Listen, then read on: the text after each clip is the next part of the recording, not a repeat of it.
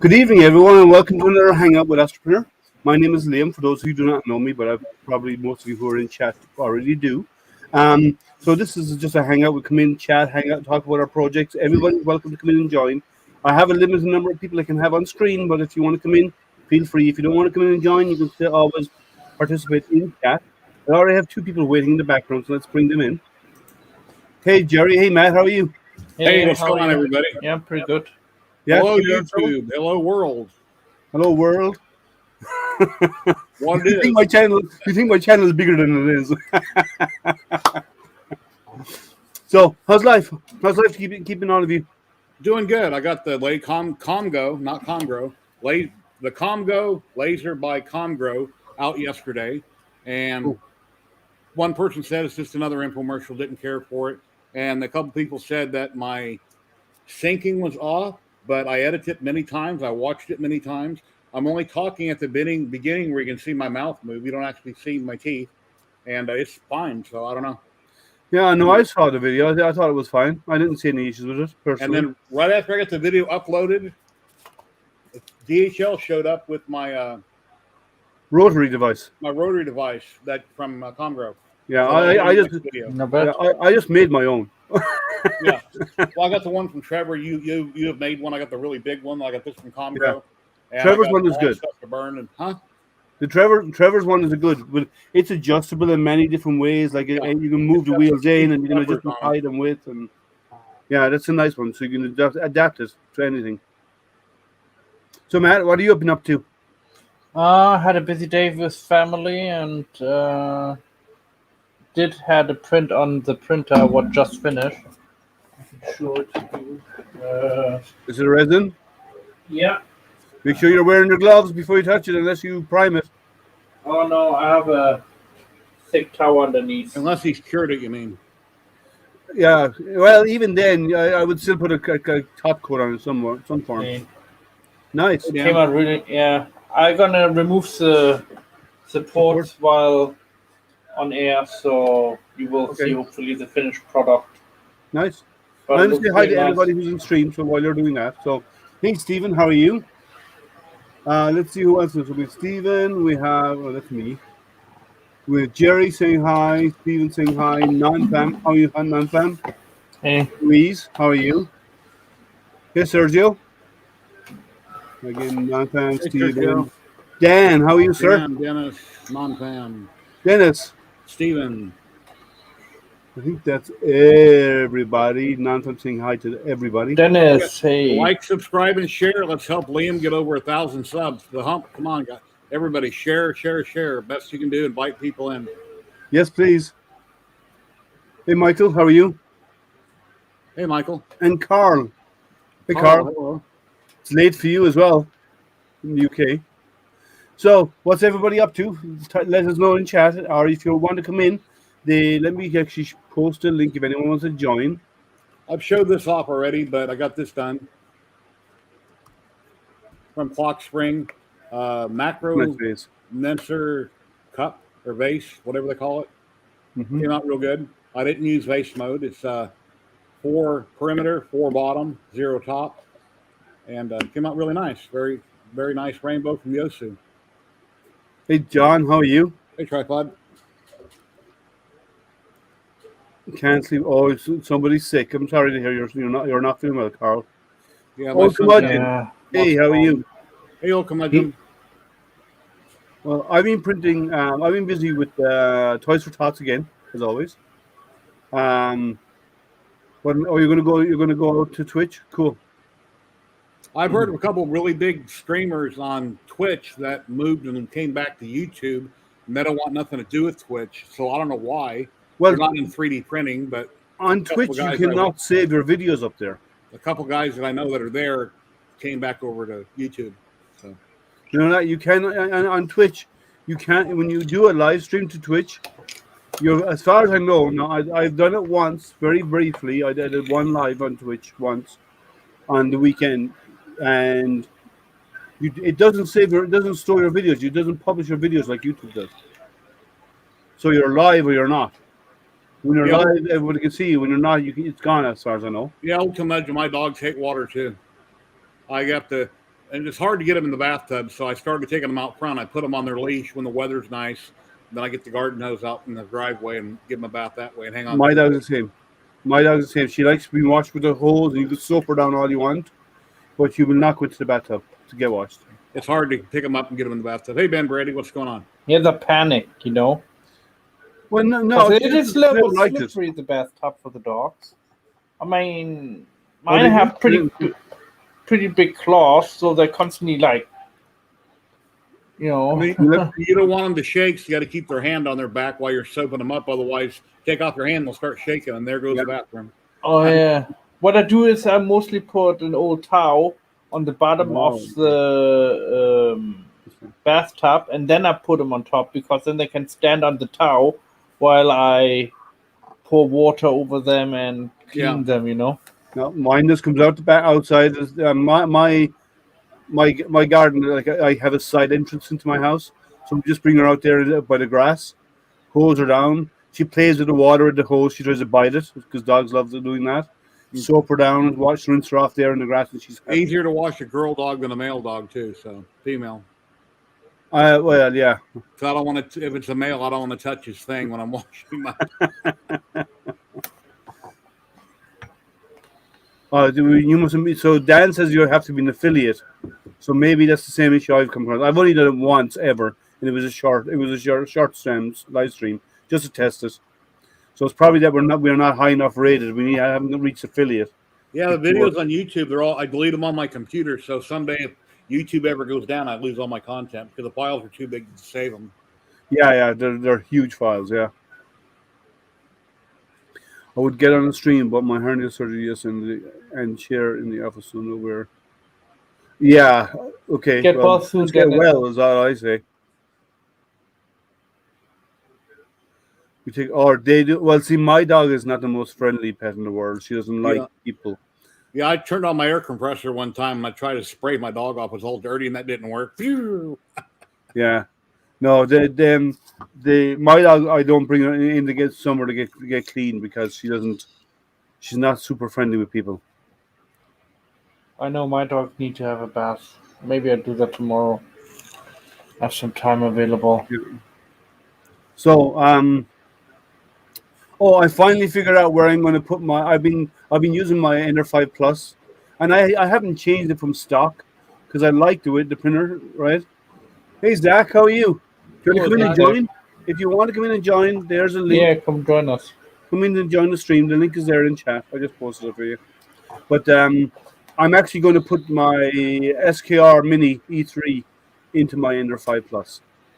I need to buy it a screen because I can't use a stock screen, so I need to buy a screen for it. I'm going to put a big Tree Tech board and screen in my Viper, my Anycubic Viper. Nice. I can't get another board for it, and so I'll put and a lot of people. Hello, Zach. Howdy. Hey, how are you doing? Good, and you? Good to see you. I'm doing fine. A little bit tired, but it's going well. Tired is good. That means you're keeping out of trouble. Maker Viking, how you doing, Maker? Hey, Thomas, how are you? Well, yeah, it's Oh, by the way, how's things going with your Artist D?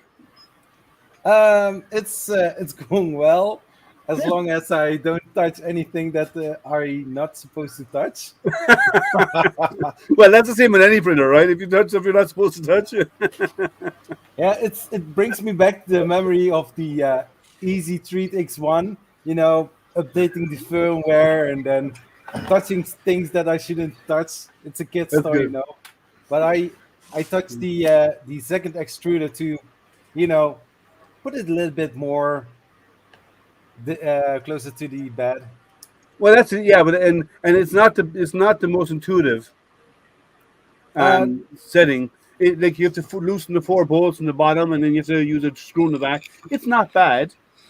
I've seen worse. I've seen better, but once you get it set, it prints fine. Like I've been printing mine non-stop for weeks now. I mean, like I've had it almost a year. Okay, close to a year, right? Yeah. And I've been printing on it non-stop for, I would say, for the last 6 or 8 weeks, non-stop, every day of the week, 24 hours a day, 7 days a week. It never stops. and it just prints and prints and prints and prints and prints. And I'm doing mirror. I'm doing duplicate mode, and it never fails. Yeah, I don't have any problem with getting a print out, but I want to get that first layer on the other half as perfect as possible. Oh yeah. What I found is by slowing everything down a little bit, the first layer, going really slow in the first layer, because it'll stick to that surface no matter what, right? It's a really good surface to bond to. After that, you just go, and it prints really well. Like as I said, I've been printing toys for Tots and that, like trains and stuff, for weeks and weeks and weeks. And all I do is pop the parts off, put the bed on, press the job again, hit go, and walk away. And it just goes. It just goes. And it means it hasn't turned. Today, I think it's been off 2 days out of 8 weeks. If you, I think it's for all of it, for all of us, that when you start a print and you can walk away, then you have reached a certain level of trust in the printer. Yeah, and I do it with that one. As I said, I hit go and I walk away from it, and it just works. The only thing, or the only time that you are watching it, it's because you want to see that perfect first layer. That's the only thing. Well, you have to say one thing though. On a Build-Tack surface, because it's a rough surface, the perfect first layer is not always easy on layer 1, but layer 2 will have come up perfect after that. Layer 1 can be tricky on a stippled surface like Build-Tack, which is what it has on the steel bed. But once you get to layer 2, it's glass, and you just keeps knocking them out. Oh, now since Creality have announced it, I talked a little bit about it last week. The Ender2 Pro is a nice little machine. Is that a new machine? Yeah, they're releasing it at the end of the month. The Ender2 Pro? Yeah, they had the Ender2. That's your rotary, Jerry, right? Yep. From Comgro, for the Comgo laser diode. That's nice and small. Here, I'll tell you what, I can bring it in and show it. Let me get it. It's not printing right now. G-Tech came out with a couple new printers. Real tiny stepper, man. It's like an inch square, maybe 2 inches long. Inch square, a little baby. Is that also from the Kickstarter? What? Or did you? Yeah. Did you also get it by the Kickstarter? Which? No. Oh, that one? No. So, let me put myself full screen. Yeah. No, you can't. Sorry, too late. No. Aww. Ender2 Pro. Very cool. Nice. Flexible bed. Take old, make it new. Magnetic. Yeah, it looks a little bit more like. Don't say the Prusa Mini, because the Ender2 was you out. said before it, the Prusa I Mini. didn't say it. No, but the Ender2 was out before the Prusa Mini. Hey, Gary, Creality had the how you Ender2 doing? before Prusa Hey, had the Jesse Prusa Mini. Foreman. So it's the same build volume as the Prusa Mini. Amazing. At least they couldn't go with linear rails. I mean, No, not for something that small. There's no point. I'm surprised. This has no paperwork with it. Would last longer linear rails. You don't have to do anything with it, Jerry. You just replace the Y cable with that. I know it still should have paperwork. But it's a nice little machine. It's the same print, roughly the same print volume as the Mini, right? And it just prints. Is it the same print volume as the original Ender2 that was exactly like it, but this has all the upgrades with 32-bit board? It's very. I think I haven't compared it with the original Ender2. I'm not sure, but it's a nice little machine. It's been. I've had it 4 weeks. I couldn't tell anybody about it because Creality wouldn't let me till they announced it. But I've had it 4 weeks. I've been printing on it 24/7 for 4 weeks. It's perfect. It just prints. Let me get you a sample of some prints I did.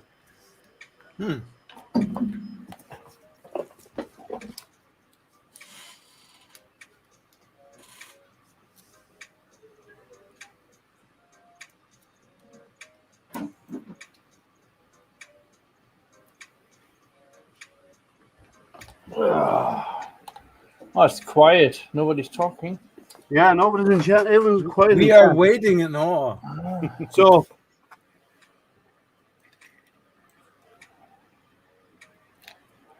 this was done on that machine. Okay. Well, the off-centered piece on the one end looks like an eccentric nut. It's offset. Yeah, there's a few. There's some of these components are offset. It's part of the SPC. It's part of the I think it's a lance or something that I'm printing for somebody. I wonder if Rennie comes tonight. He's got work in the morning. Oh. But this is the print quality of that machine. Not too bad. What slicer? Cura actually I use on this one. And this was printed this direction.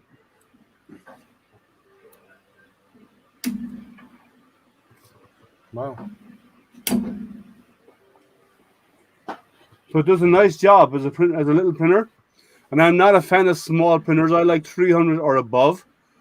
But they asked me to look. They gave me this one to do some testing on it, and it prints. It prints consistently. I mean, these popped off the bed without any issues. Everything pops straight off the bed because you just take the bed off. It's magnetic. You peel it, put it back on, hit print again. Prints fantastic. Is the magnetic bed the same kind of magnetic bed as the Ender2 Pro came with? It's like a built-tack surface, and it's flexible. And it looks similar like the ones that you use on the Pro. It could be. I don't have one. I never had an Ender2 Pro, so I'm not sure. But it's consistent. It prints consistently. Because what happened with mine was also in the end there was ripping in the middle. Well, yeah, but see, what I would do, like if this is my machine, well, it is now, right? My next step would be to get a flex steel bed to go on that. I would have liked it if they did it from the start, you know. I actually recommended it to them. The feedback is I said a flex steel bed would be nice. It's got belt adjusters on X and Y. It's got them built in. A flex steel would probably be something I would probably add to it, but like it prints and it prints consistently. I've tried the filament run out. I've tried. It's on there. The filament run out sensor. Sorry, what you mistake? Not on that one. I was trying another one. There's a different one. There's no filament run out in that, but I've done like filament swaps and so on, and changes the different layers of filament, and it comes back exactly where it needs to be and continues. Yeah, Dan, remember I was looking for a laptop a long time ago? Liam, yeah. Were you spoiling something from another testing machine? No. I don't have. No, I was doing it on. I've had the Focus machine, the Odin 3F5 for a while. I've been beating it up a little bit, and I found some flaws that I've reported back to them. Their filament run out was always okay. There is a kind of known issue with the run out, and Jerry knows about it as well. But I found a few other flaws with that machine. Its ribbon cables are not strong. Now, ribbon cables are okay if they're the right type of ribbon cable. But if you haven't had trouble with the ribbon cable on this machine, or have you had trouble? Did you say I had to replace it recently because I got the smell of burn from my ribbon. Okay. From my printer. I can bring the cable in. Let me get it. Okay.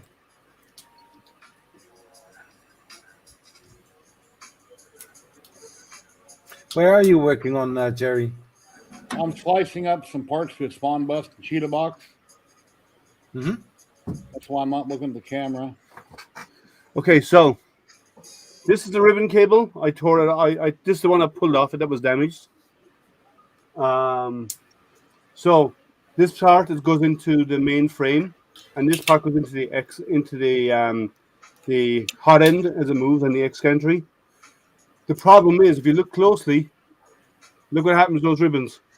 Yeah. And if you look at this one right here, it's black. It was burned. So the reason why, and I reported this to them. I'll have to check, Ben. Hold on. Sorry?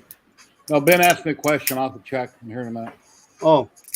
What kind? I just bought a military grade laptop. I think it's a 32-bit board with the TMC 2208 stepper drivers. Which? What is But a Viper, any cubic Viper. Oh, yeah, I don't have one of those. Yeah, it's printing over there. Oh, so yeah, I'm the one that's talking about a Viper, and I'm gonna have to take out the board to put something else in it. When I do, I'll have to replace the screen. Hey, Lama, how are you? Hey, Mama. Actually, many of these little minions. So what happens is, this part here is attached to the X gantry, glued on, right, with an adhesive, and then your print head moves, and it moves its ribbon. Now the problem is, where this connects into your print head, it's below this down at an angle. Just barely, just a hair. Just barely, but what happens? But when you go all the way over to park the head, the X after a print job is done, the cable goes all the way over, and it pulls on the cable, causing this motion on the cable connector. So that's why these get damaged and get pulled out, and that's why it's shorted out. Yeah, and there is no strain relief on that cable. There is no, and it's only push in. There's no metal clip. If they get, like as an example, on your RSD, they have a metal connector in the end, and it slots in and clocks into place to another metal connector. These just push in. So these are a weak point, and they're starting to see this now because they're getting people reporting problem with the ribbon. But it's their first ever printer, and they're learning from it because they're taking input, right? Which is what printer companies should do. If they're willing, if they're open to learn and open to discuss and take your feedback and improve the product going forward, then that's okay, right? Yeah. So sure. Let's see what Jerry's sharing. Here's what I'm slicing right here. Spawn model, a spawn bust I'm working on. Those are two different heads. Yeah, there you go. It's got a hole. One is Jerry before breakfast and one is Jerry after breakfast, right? You can make up your mind which is which. So, other than and these are cheap. They give you a spare one in the kit anyway. Or they give you two spares, forgive me. They give you two spares. So if anything goes wrong with it, it's easy enough to replace. But it's something that you need to watch out for. But the printer works. Where did you get the spares at? You say you bought them? Say that again? Where did the spares come from? You get two with it. I did? Box. So 3 in total. Okay, I'll have to look at one on the machine and then 2 spare ones. Yeah, this is said 2 spare. So then they come rolled up in a little bag, Jerry, as a spool. Okay. So you get them like that in the plastic bag inside in the kit, but you do have them. But it's good to know that you have those. Like, yeah, it's because they're not properly secured. Stuff's and they're not level. If they were level, there'd be less jarring on the connector, so it wouldn't get damaged. But it's not a bad machine. It works well. It does print really well. It's a direct drive, so. It's a nice machine. Let's see here. Who else is there? Let's see. Who's there? Okay. Sergio. Everyone's saying Talama. Oh, he's going live again. Let's see. Everyone's saying hi to everybody. Okay. Yeah, I'm trying to keep up with chat, and it's going really fast. Mm-hmm. Hey, Chris. So Travis. Yeah. So, but it's a nice. But the Ender is not a bad machine. I saw one issue that worries me. It can be sometimes during a print, and only during a print, like just after you start one, the UI can get sluggish if you try and do too many changes at one time. The UI kind of freezes a little bit and then catches up after a while. But other than that, but most time you hit print and you walk away, which is what I was doing 99% of my time, and it just goes. So Nice. yeah, so it's not a bad machine. But they're announcing it. Guess how much? 160 quid. $169 for the Ender2 Pro. Oh, I see where they are going. They are trying to put a workhorse on the market. Is there a Ethernet port on it? Sorry? Can you attach it to a network? No. Okay. No. It doesn't have. Oh, it's got a nice little tool tray. Always great. Yeah, but it does not have any network interfaces. I think today it's time to do some network phases, especially over, Ethernet cable. Well, they're doing that. They're doing that with some of their higher end machines. Creality are right.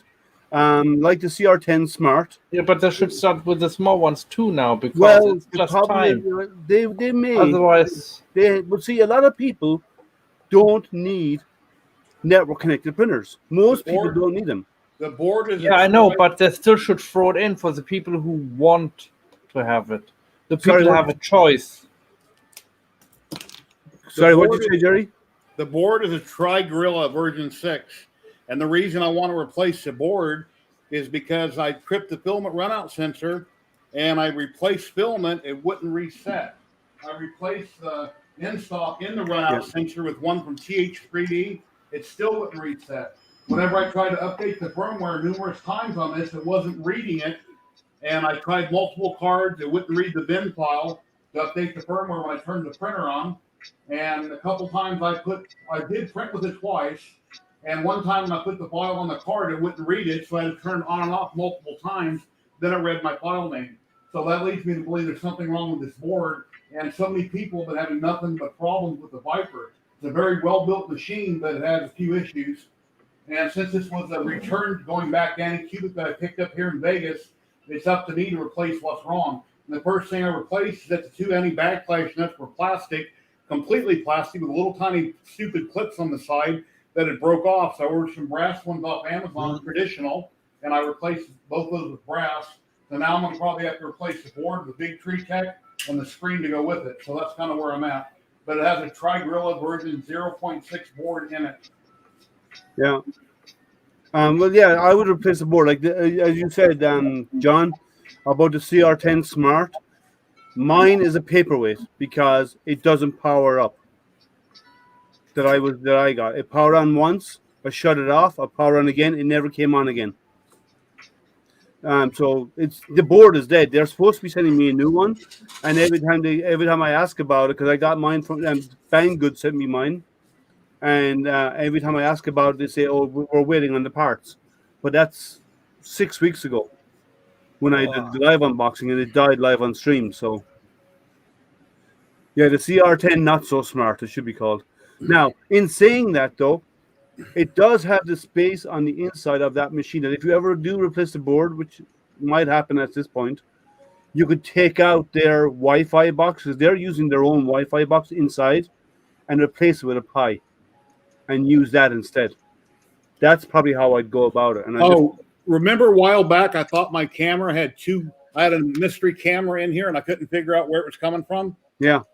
In OBS, I had another window opened up where I had this camera zoomed out really huge, and that's what kept showing up. That's why I couldn't figure out where the angle was coming from. It was the same camera I'm looking at, but in one of my, I don't know what you call it, in OBS, I had one of my whatever stretched out really big. One of your windows, yeah. One of my windows is really huge, and that's why it appeared like I had a mystery camera somewhere. Oh, cool. It's good. At least you solved it. Yeah, it drive me bananas. So it did. Yeah. But so at some point, that board, the SKR Mini, is going into my Ender 5.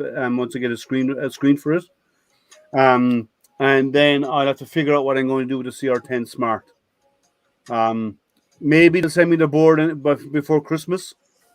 And maybe they won't. Who knows? If I do get one, I'll put it in and I'll get it up and running again. It looks like a decent machine. I know they've had a lot of issues with their firmware, but they are working on it actively because they're releasing beta versions of newer firmware for people to test. So hopefully they'll get the firmware sorted. Their ABL was not properly working, and they have done updates to the firmware since it's got that functioning. So they are working on it. So hopefully they'll get it done. Yeah. And maybe I'll get a board, reflash it with the latest and greatest, and see if it works. And if not, I'll figure out about putting a new board in there somewhere. Yeah, exactly. Trying to make a product smart, they add stupid features. Okay, I'm looking online right now. I never have searched for Tri-Gorilla, but I'm looking around online to see if they actually sell them. And I don't know if that'll fix the problem since so many people have been having trouble with a Viper. I don't know if just replacing the board with another one like what's in it is, just another can of worms. So I've got to read about it and Google it and figure out what my best option is before I spend money. Yeah. Actually, Tripod, John, I would agree with you. They have such a big stock of machines, really old machines that are still on their list. They needed to do a life cycle management of the product and retire old product and when they bring out new. So if you do, as example for this, the one that I have here, which is the Ender2, original Ender2 needs to go away. Ender2 Pro takes its place. Every product should have a life cycle of 3 years or so, and then after 3 years, you end of life that product and you bring out a new. There's going to be lots of components out there. A flood or an earthquake will probably go through the warehouse at some point in the future, and then they can do that. It'll wipe them out. Yeah. They need the end of life product, because if you keep product out there forever, you're running into maintaining too much stock, too many products, and it becomes almost impossible to manage, and that's when you run into issues. But if you slim down your offerings and do them really, really, really good, then you can always keep the products being the latest and greatest, and people will be happier with them because you're not trying to maintain old stuff as well. So that's normal life cycle in any company. So what's your latest and greatest that you're working on, Zach? My latest and greatest. I'm also currently working on putting up my business in 3D printing. But other than that, I'm very busy at my work, different kind of things that I need to do. So, Zach, you're married. You're married, right? Yeah. What does your wife think about your hobby now? That's getting big. Does she want to hear about what you got going on and what you're printing that day, or does she just want to hear about it? Well, this is also the living room. He's got 2 printers on his dining room table where they eat. Yeah. He uses it to keep. He turns them on to keep the plates some warm. Women are into the hobby and like to print and paint, and some other women don't want to hear about it. So, she doesn't mind. Okay. Well, he just took a photograph on the dining room table. Watch. But whenever somebody gets mad about your. This is currently the dining table with the X2 standing underneath it. Cool. Supporting the table, right? No, barely. Almost. If anybody's I didn't have any significant room other here. gets mad about their hobby, you say, would you rather them at the bar drinking and gambling, or drinking, because most states don't have gambling? I mean, there's things worse than, I'm this nerd sitting at home doing nothing. Yeah. There's, Well, I'm the same. Are we doing nothing? I mean, Well, no, I'm tinkering the same. around. I'm at home all day, and then I'm into 3D. I'm into maker stuff, 3D printing, CNC lasers, that kind of stuff. Right. I'm starting to get into some metal casting. But Cool. my wife's into tropical fish, and she breeds them. She raises them and breeds them. So that's her thing. We have something like 6 or 7 fish tanks, of various sizes, where she actually raises different types of fish. And that's what she does, right? And that's her hobby. So it's we all have our there's Jerry's CO2 laser there, the blue one. I have one of those, the K40 laser. I have a K40 and I have a couple of diode lasers, and I'm still trying. I'm still trying, really trying to get a fiber laser for metal engraving. That's the one thing that's missing out of my collection of lasers. I have different lasers, variety of different ones. You are I need a talking fiber about laser. collection. I have here something in the box that needs to be unboxed. There's a laser engraver to start with. Which one is it? The Comgrow. Oh, you got the Comgrow as well? Okay. It's a Comgo, isn't it? It's not Comgrow. If you look at the name of it. I always say Comgrow. I don't know why. No. Yeah, I love my Zeppelin. I love my K40. I use it all the time. Actually, out of all of my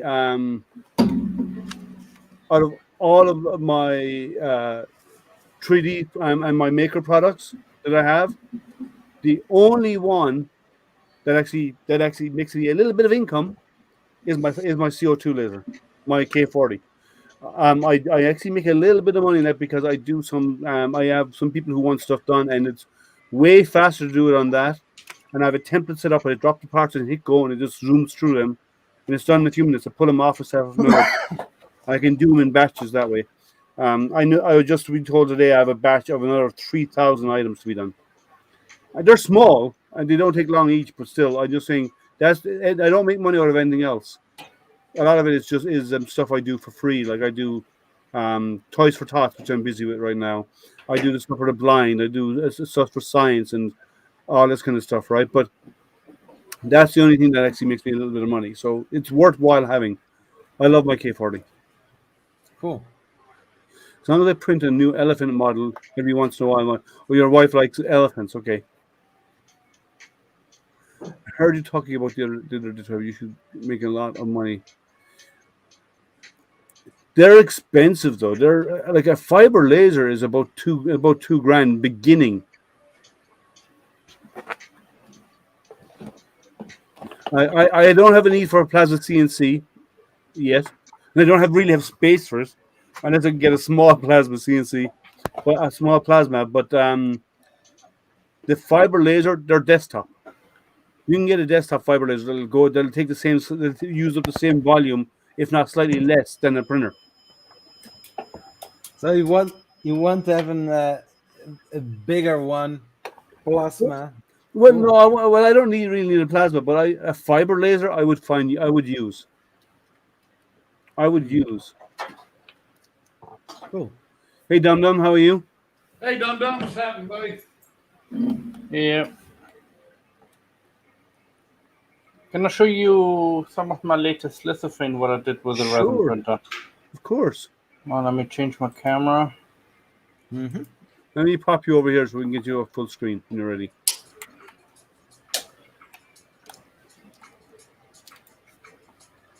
Okay, that's too bright. Yeah, I know. Hold on. Oh, I just have to. Oh, there you. Oh, that's nice. A sweet spot.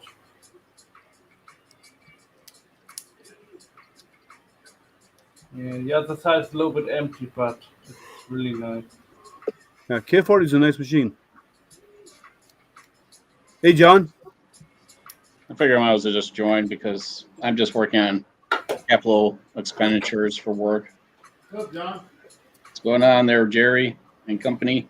Here you go. Hello. Yeah, it's raining here, heavy here as well, Dum Dum, really heavy.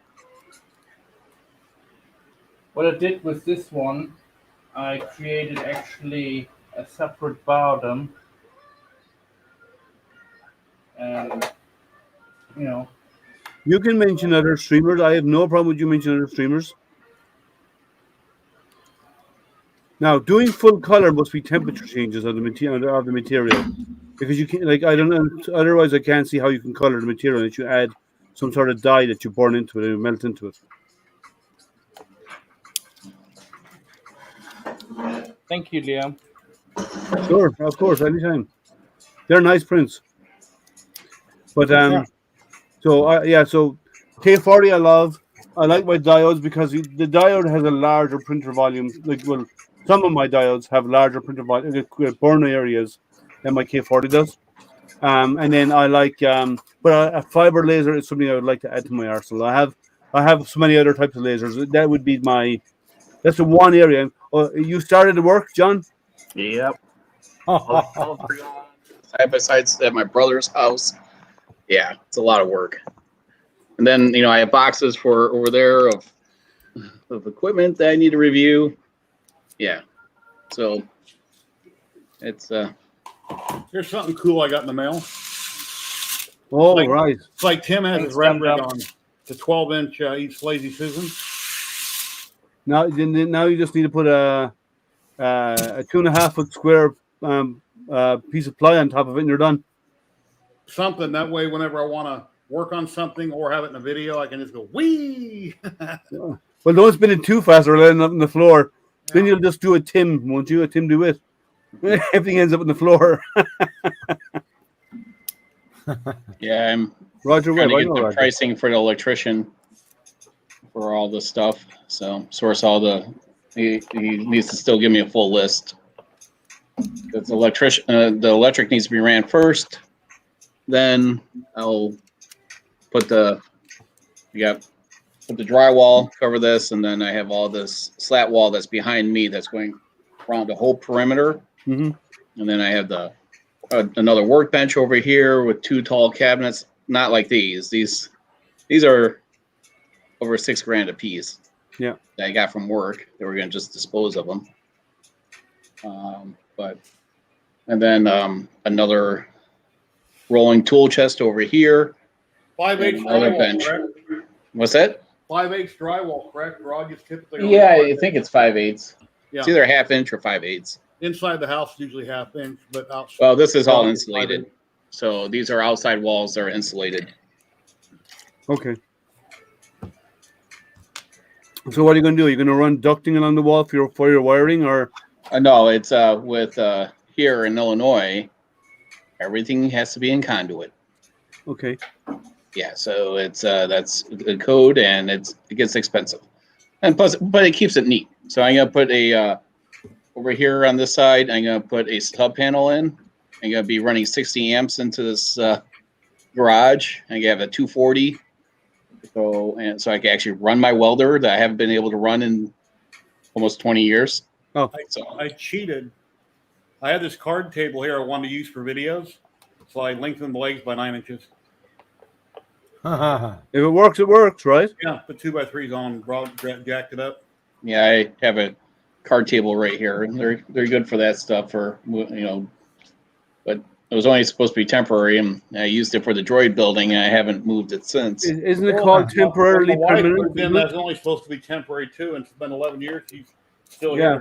here. They're never temporary. They're always temporarily permanent, right?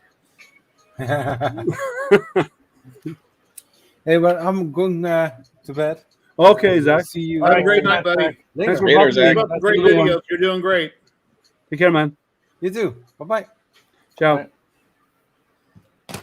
Oh, Actually, no, I haven't. It's Kieran. I got the code from Tim, and I'm probably going to use it for filament for Toys for Tots anyway, because I'm out of filament already. I actually run dry again, so I'm going to use it to buy some spools of filament. Is what I'm going to do. So, I just want to print as many toys as I can. So that's where all my money's going to go. So I'm gonna probably order some stuff, maybe tomorrow. I've just been buried at work, so I'll probably order tomorrow. That's a nice print, Matt. Yeah. Just, Did you cure it? Yeah. Okay. So we're expecting it. When we expect to see it painted? Oh, I'm not gonna paint it. That's gonna be my nephew's job. What a surprise! Well, yeah, everything goes to do whatever I'm working on, and right now it's all those toys. So that's what I'm going to put the money to. I'm just going to buy spools of filament. I'll probably get 3 spools out of it. Maybe I'll try and I'll read out to the guys at Yusu because I've ordered their stuff before and it prints well. and I'll try and get some codes from them, and I'll see if I can squeeze three spools out of it with the codes. So what are you up to, John, other than revamping your garage and upending your whole life? And besides that, what are you really up to? Well, we're going away for this weekend, so that puts nice. I got, just a little fun video that I'm just going to finish narrating for tomorrow. And then it's actually, I'll just give you a peek on it. It's just the wow stick versus a traditional power screwdriver. That's it. Okay. Because I want to see why everyone's raving about this flipping thing when it's not ergonomic. It's just a little bit, less powerful. Yeah. I mean, Block.com, man. And look, you can bend it. You can take it to 7-Eleven, wear your mask, get some goodies. I mean, it's I mean, for a guy, this is how you would hold it, have a screw right? loose then. But no, you have to hold it like this, like a pencil. I mean, but is that the one? Is that the one that when you turn it, it no. This has the buttons. So what I did, I want to make sure that was when I purchased. I purchased both of these. I just wanted to. I went with pricing. So these both were around $32. Okay. And yeah, it's for us older gentlemen, this is more of a traditional. Yourself, Panto. Yeah. Well, you're old. You are old fart. So yeah, I mean it's not bad, but it's like the light was supposed to light up when you're charging, it doesn't. But I mean it's maybe wow, I'm not sure if it even works or not. I can't find my white and the stupid power switch is so damn small. You have to use your fingernails for it, if you have any. Oh, here it is. I mean, but you could carry 10 bits with it. I mean, you had to buy the case and everything afterwards. I don't know. Well, I think it's okay. I just don't see the hype. And well, Kieran, sorry, if you need a light to find hole, you're doing something wrong. Chris is saying that his is like a pencil. It's easy to hold. I'm sorry that's like that. The Focus printer never came with any extra ribbon cables. Oh, then reach out to Dora. So all I have here's a box of stuff. But remember, mine. No, take out the connect take out the manual again. What's in that bag? No, that plastic bag that's in there. In the center. There isn't. Oh, okay. There should be a little spool, a plastic bag spooled up with 2 ribbons in it. Let me recheck the box. But when I got the printer, the ribbon cables were already connected where we thought I was going to. Yeah, but no, you should have 2 of these in spooled like this together inside in a plastic bag. Okay. If you didn't get them, ping her. Because at some point you'll need them. Yeah, after we're just going away for the weekend in Wisconsin.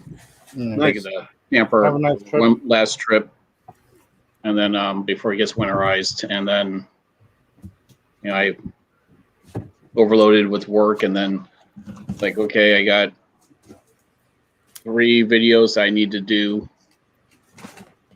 for the products that people sent me. And then I started to do the driveway update video. And that's what I wanted to ask you, but I don't know how. Well, it was the cicadas here. It is. Yeah, the cicadas here are really loud, and now they're finally gone. It was like that for 2 months, and I'm like, you couldn't film outside. It was impossible. Yeah. Well, they've stopped already, though. They weren't that bad here, actually, which is unusual. Normally, they're pretty loud here. We had a few, but it wasn't like it normally is for the last couple of years. It was bad here in Illinois and suburbs. No, it's been way down here. I mean, look at her Ender 3 clone.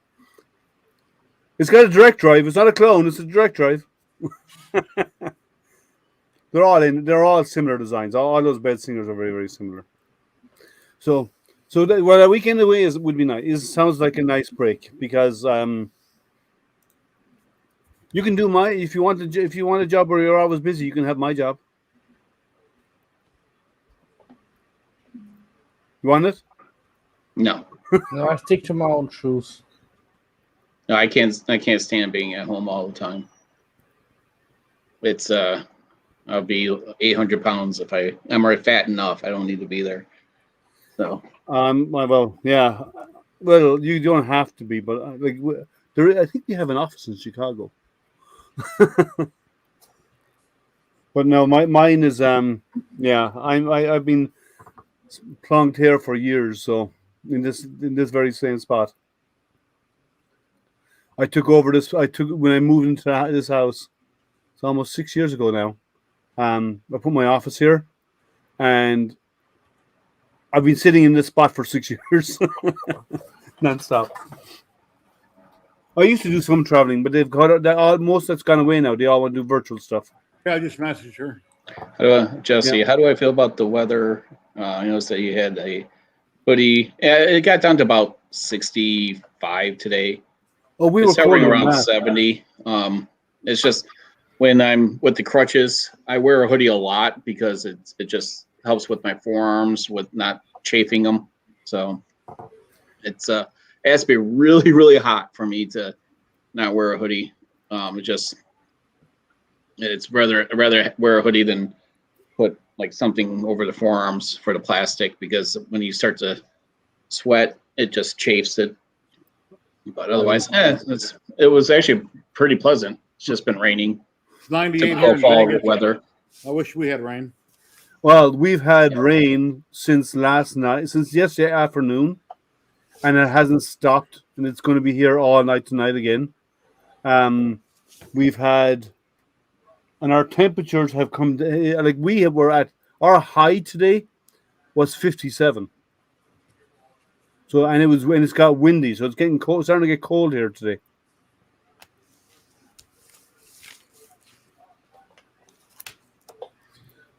No, we Only had thing that- rain a couple of days ago. I remember Yeah, it getting chilly right around Halloween every year in Vegas. I can always remember in my head that right around Halloween when you go out at night, then it's kind of chilly then. Oh no, we've had a horrible rain and snow and everything at Halloween.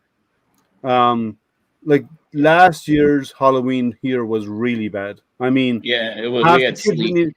we had sleet, and we had and we had, and as well as that prior to that we had rain, and it was windy, stormy, windy. It wasn't in my laser video yesterday because I'd cut up part of my video, but this you put the micro SD and this USB card reader, obviously put it in your computer to read the files. Well, while I was doing my video, I went and popped this in. I forgot to put the micro SD card on it, and it's like my computer won't read it. And I'm talking about that in the video. Till later, I realized I forgot to put the micro SD card in it, but that never made it in the video. But it's kind of funny. Okay, so we're going back to your live stream. We have to plug in both ends of the cable. And then when I did another video on the Focus, I forgot to show the box in it. I'm thinking, damn, I done the second video and I should have talked about the cool box, and I forgot to talk about it. So maybe in the third video. I don't know. You'll get there. It'll happen. You know, you watch something and you finally think it's good, and you upload it and you rewatch it, like, oh no, I should have done this. But you already watched it multiple times to get to that point. Isn't hindsight a great thing? You know, I should have done this. I should have done that. You know, it's too late. You should have somebody view it for you. You know, somebody who I try to get the other person who lives here to walk in this room and sit here and watch it. Oh no, I'll watch it later on my phone. So I have to upload it and go that route. So Which link, Kieran, are you referring to? probably to drop in. He wants to come in and harass us. Oh, you want to come in and join us? Of course, you're welcome to come in. Sorry, I didn't know what you Don't let him in. Don't let him in. I know we can always bring Kieran. Yeah, in because we have Kieran and John and myself. We just make fun of everybody and each other. Yeah, that's what I'm afraid of. Otherwise, I have to go again. No, you'll stay there and suck it up and take it like a man. Speaking of what old curmudgeon says, let me go edit something. Let me find it and edit it. Well, it's coming. It's I think we're going to have an early winner this year. I have a feeling because Our temperature really nosedived from yesterday to today, and if this is any sign of what's going to come for the winter, I am not looking forward to it. I don't like the cold.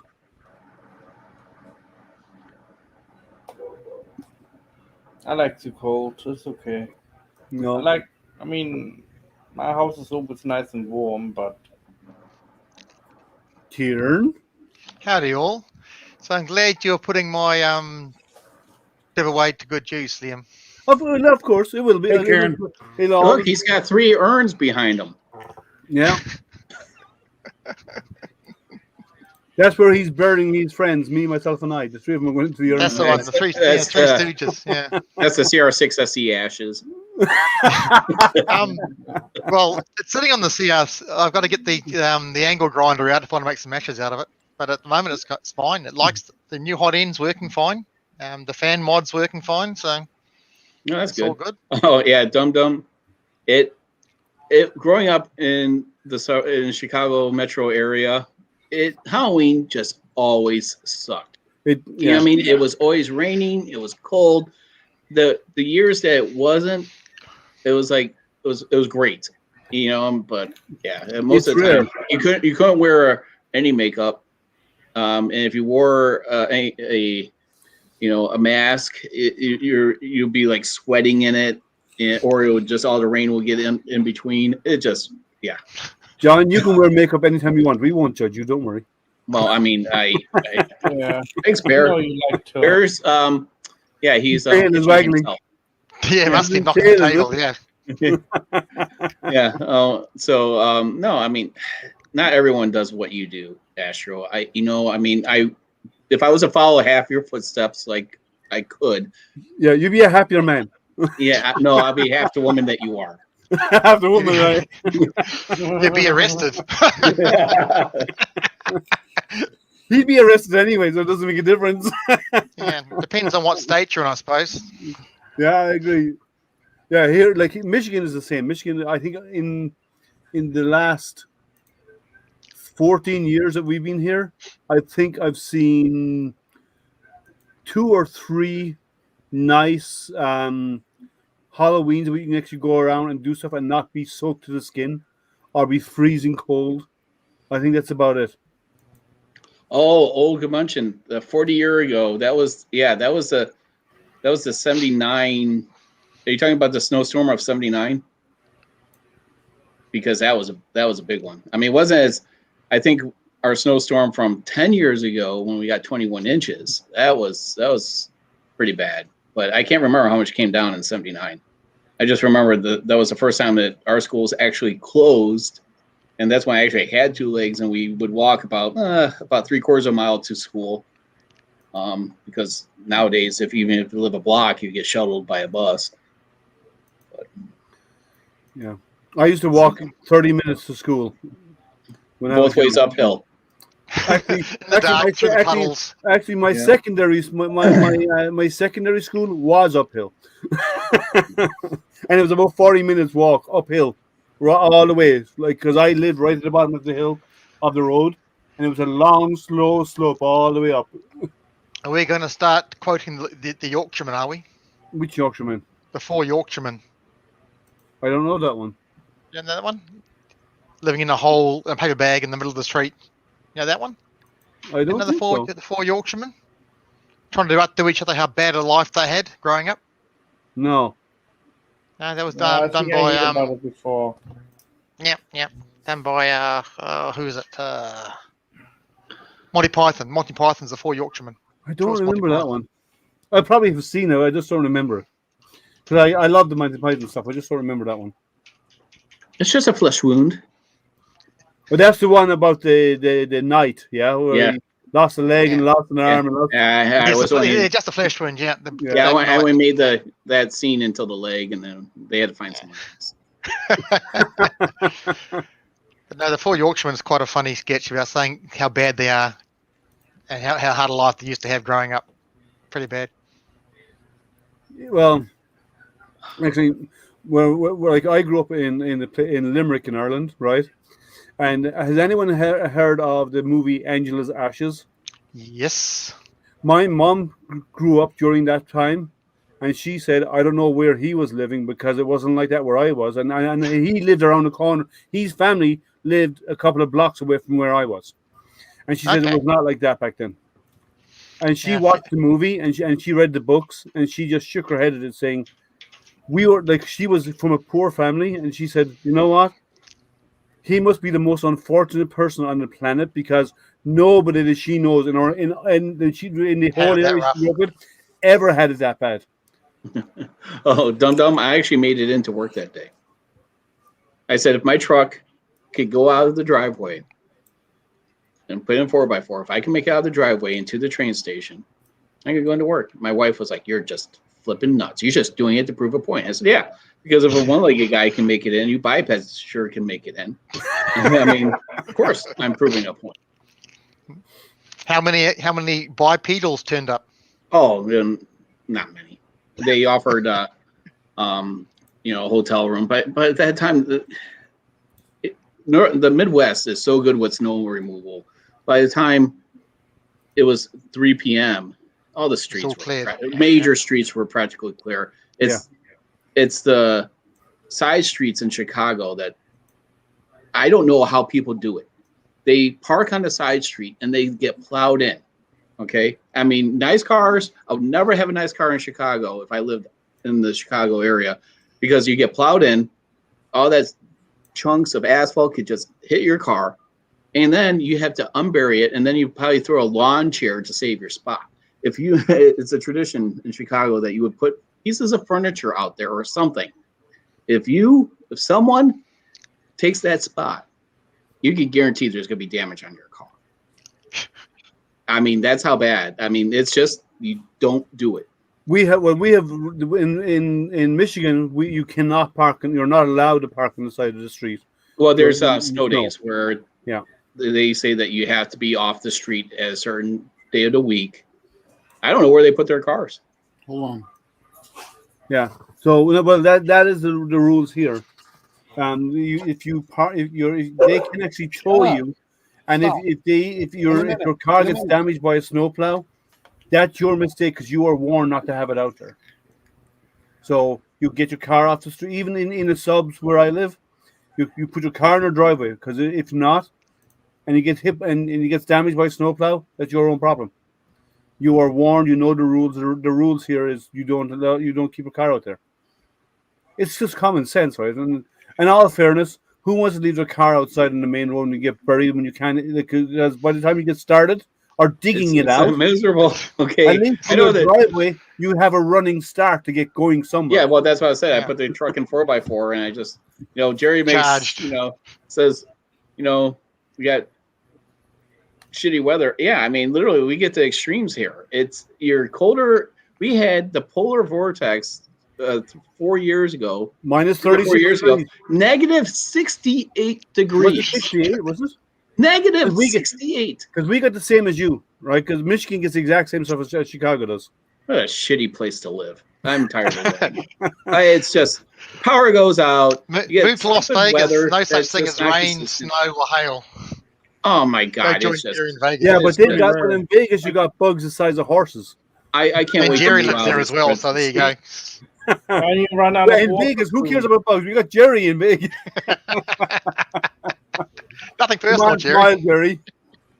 Yeah, there's nothing good about Illinois. It's the land of rust and corruption. It's just Michigan's the same. Yeah, well, yeah. I mean, we live in the rust belt. You all heard about the Kwame Kilpatrick scenario. You remember? What's that, Decibel? I was saying, but you got a house there, you got a wife and kids there, you got a job there, so. Oh yeah, Vegas can't be choosers. It's all gonna be uprooted in 5 years. The wife put a limit. I didn't know that we were with her friends from work, and they're like, "Oh, when were you moving?" And she actually said a date. I'm like, "Oh, I guess we're moving in 5 years." Any idea She's like, "The garage is gonna be like your ultimate workshop. What are you gonna do?" I said, "You include it with the price of the home if they want it, or you take it away with it. It's no big deal." I said, I will take the stereo and the RC cars and tools. I'll leave the workbenches and all the other stuff. The other stuff I could rebuy. You can always rebuy or rebuild, you know. Yeah, I mean, I'm not. It is what it is. You know, the It's next a garage. It's just 4 walls, a roof, and a floor. Yeah. Yeah, I'm not attached to anything but, you know, the stuff that I had, the minimal stuff that I was able to, with all the moves and stuff that I kept through some of my childhood. I mean, the RC cars up there, that red one, I've had for You still have any almost. You still have any yellow 35. Tonka trunks? What's that? You still have any yellow Tonka trunks? Taka? No, Tonka trunks, no. I never. My parents never got me any of those. I mean, all the RC cars I saved working part time when I was a kid. I got that when I was 13. You know, so it was. It's amazing how these RC cars never. You think with inflation from the late 80s to now, that RC truck was like $400 without a radio, an original Clodbuster. So, and then so the kids were helping with the shelves, and they found out a whole bunch of other RC cars. I said, "Oh no, you haven't found all of them yet." So, well, you know, I've moved so many times that I didn't bring any of my stuff when I was a kid with me. So, like, I have nothing from my childhood at all because I've moved around the world, and the more you move, the less you want to move with you as you go. You know. When I was a little kid, I had a rabbit called Harvey, like from Harvey the Ghost, the movie Jimmy Stewart back in the day. And I got a broken arm at some point, and I put white masking tape on it. I still have that in the living room sitting on a shelf. You want to see it? Harvey the Rabbit? Yeah. Yeah, so Dub says it's the same everywhere. I just want to get away from the snow. That's it. I want to enjoy at least the last third of my life, if I last that long. That never seen another snowflake in your life. Thank you. Apart from in your glass. Done. Apart from in your glass. Yeah. I've said to people since I've been on crutches for over 30 years that snow is good for several things. The movies, commercials, postcards, and calendars. Otherwise, the hell with it. That's about it. Yeah. I don't mind it. Okay. I don't mind stepping out there when it's a brisk day, 40 degrees, you see your breath. I actually enjoy that. When there's a flipping snowflake that falls, that's when I stop enjoying it. Wow, Jerry. Here's Harvey the Rabbit. That's had a lot of I'll say love. I'll leave it at love. Yeah, I was gonna say, is that from Mario? I mean, from Nintendo, like the Raging Wabbits. Full screen. Oh, I'm sorry. Forgive me. Yeah, let me do that. Anyway, here's Harvey the Rabbit. His neck has been sewed back on with red thread, I guess, from my mom back in the day. When I was a little kid, I took this thing with me everywhere, evidently. And I had him in a closet for many years, and his nose and mouth was done a red marker at some point. But that's Harvey the Rabbit. And you said when you were a kid, that hasn't changed, Jerry. So you still have a rabbit. Yeah. Cool. I have nothing like that. And I used to have a little horse I used to ride, but I think I sold it years ago and made a buck on it. Little plastic horse. It had a wooden dowel going through to hang on to, and it had rollers on it. It might still be out in my garage. I don't remember. But anyway, it's Harvey the Rabbit that I had when I was a little bitty kid. So that's cool. Yeah, as I said, I have nothing from my childhood like that. I left everything behind. I left it all behind in Ireland when I moved for the first time when I first left Ireland and went to Germany. Yeah, so Dum Dum, the food is fantastic here. I have to admit, that's why I'm a fat ass one-legged dude. And Jesse Foreman is like, the car's just rust out. We will not buy another car until we move. Period. We are not. I mean, it's so disheartening when the wife washes her car twice a week and does the undercarriage wash, and it's rusted to shit underneath. It's just horrible. I mean, why when people buy all these nice cars here in Illinois, I'm like, Alf. Okay, have fun with it. Alf the Alien. I remember him. I like Alf. So. It's Stephen. I have an old RC10 aluminum chassis. Cool. Sitting over there, and I have an Kyosho Optima Mid, all with Hot Tricks parts. That's probably the most valuable one. But there only a few scratches underneath. I only took it out for one time. and hit the curb a little bit. So, but yeah, it's you won't find another car that's made like that probably anywhere. No, I know. I still, as I said, I still have stuff at home in Ireland. It's probably in my brother's house now, since my parents passed many years ago. Everything was moved to my brother's house. But Jerry, I didn't know your brother was visiting. Yeah, here's my channel mascot. I forget where I got this at, but it's the Gorilla. I have nowhere to put him in here, so I got him sit in another room. Anyway. Yeah, you should keep him on your channel, Jerry. Yeah, I was going to have him set up on another camera so he could join me sometime, but If you're in New Zealand, all the childhood toys you used to get, all your trucks and tractors and fire engines, was a company called Funho, and they made them from cast aluminium toys. So all aluminium cast with plastic ladders and things like that. There's a new company that's actually bought all the original molds, and you can buy any of the vehicles now off the original mold stall for your own kids. Massey Ferguson tractors, trains, plows, buckets, all sorts of stuff, all rolled racing cars. I'll show you. Find their website. Yeah, I watched channel RC Sparks, and he has all this construction equipment. Nice. from when I was a little kid. I don't remember how old I was. A little tiny plastic cup. My mom kept it forever, and then years ago when I that's when plastic, you didn't care what you drank out of. You didn't even know what type of plastic it was. God knows what you absorb through your lifetime. I grew up without car seats, drinking out of toxic cups.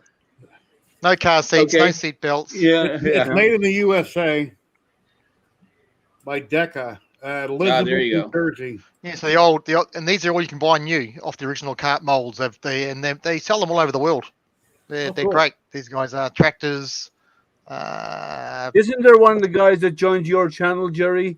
That we have Tim coming in now. Hey, what's going on, buddy? You done a great video. I love your giveaway videos. Very professional. I gotta watch that. I am so behind on everyone's videos. I'm sorry.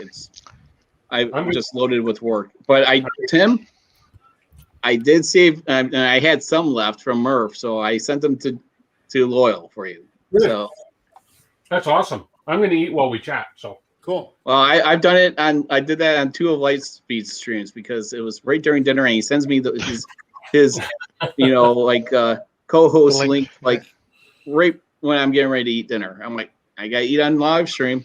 Sorry. Hey, you came in the mail to Tim. You mean my translator, right? Yep, your translator. Yep, that's him. Yep. I just got this in the mail today, Tim. Stefan, the translator. Oh, nice. Yeah, that's about the size I've got. 12-inch. Yeah. Just boasting.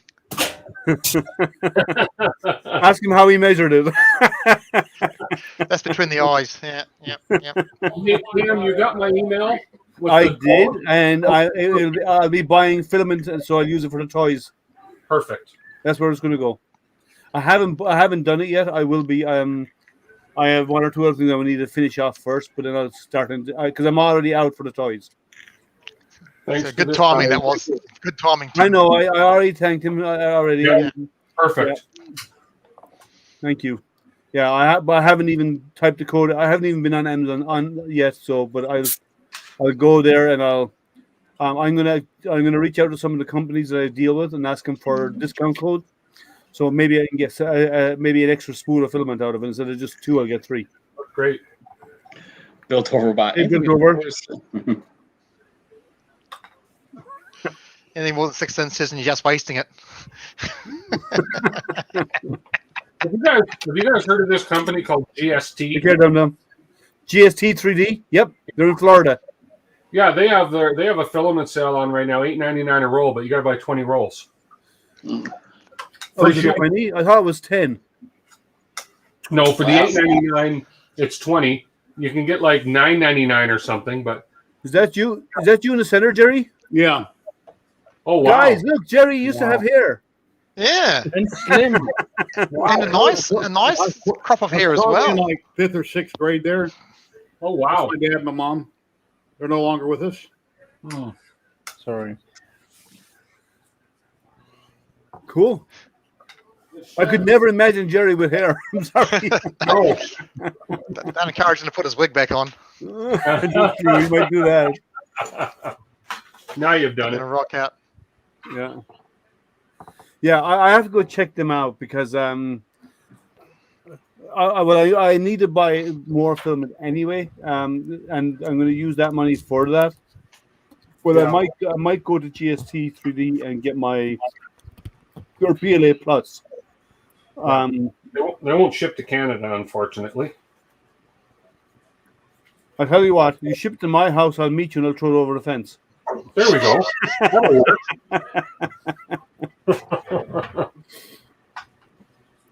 Do you have a boat? Do I have a boat? No. Yeah, because you could sail across. Yeah, I hear smuggling is happening. Right Yeah, now. yeah. So no Oh, longer cigarette I'm not runners. part of It'll this be a filament conversation. runner. A filament runner running across the lake there. Yep. Yeah. So yeah, you just bring the filament across with you. Okay. I'll do that. Move. 10 millimeters up. There we go. I'm still What having- year is that? Huh? Is that your Taiku? Yeah, I'm still struggling with that. It's not extruding filament too well. No. It's printed. It's well. I'm going to see what happens here. It loads fine, but when I go to print, it under extrudes major, and that's just on their test print. Check your Well, you probably have to check your E-steps then. Yeah, is this open source firmware in this thing? You don't need the firmware. You can do that with Pronterface. Oh, okay, on this, and I can adjust it on Pronterface too with this. Yeah, what you do is you mark. Well, is it a family trait then, falling out of aircraft then, Jerry, is it? My my uncle, his hobby was building airplanes. When I was 4 years old and moved to Vegas, 5 years old, he spent like 20 years building that plane. He flew it 5 times. Witnesses from the highway said it looked like he was coming down too steep. He didn't have any reference points. Nose gear, the landing gear basically snapped. It done a nosedive, flipped over, snapped his neck. Oh, My Uncle Herschel, that's the picture I've had framed for many years. but at least he went doing what he loves, flying, right? Well, supposedly the engine was too heavy for the plane. And when he got it built, the test pilot said you shouldn't fly this. It had plenty of power, but it was too nose heavy. And that, something happened. So anyway. Oh, there we are. It wasn't. Okay. So Tim, Experimental planes and homemade planes, that's what got John Denver as well. So Yeah. yeah. Oh, it's not. Okay, so it was jamming in there. I just had to give it a little nudge to get it feeding. Oh, That's it's weird. jammed. the could filament, be the extruder filament itself. It The could, extruder itself. it could be the extruder or it could be the filament. Check the diameter of your filament. See if it's consistent. It's Prusament. It's got to be consistent. Well, or your slicer. When I did I did it wrong. I chose the wrong size filament. Take care, Dum Dum. Oh yeah, that would do it too. Oh, it gave me some spongy prints. This is a test. Yeah, GST 3D was 10 rolls for $100, and then they went up a little bit and they came down barely. So I bought 10 more rolls. I've got a total of 20 from them over a period of a few months, and now they really dropped their price drastically for PLA Plus.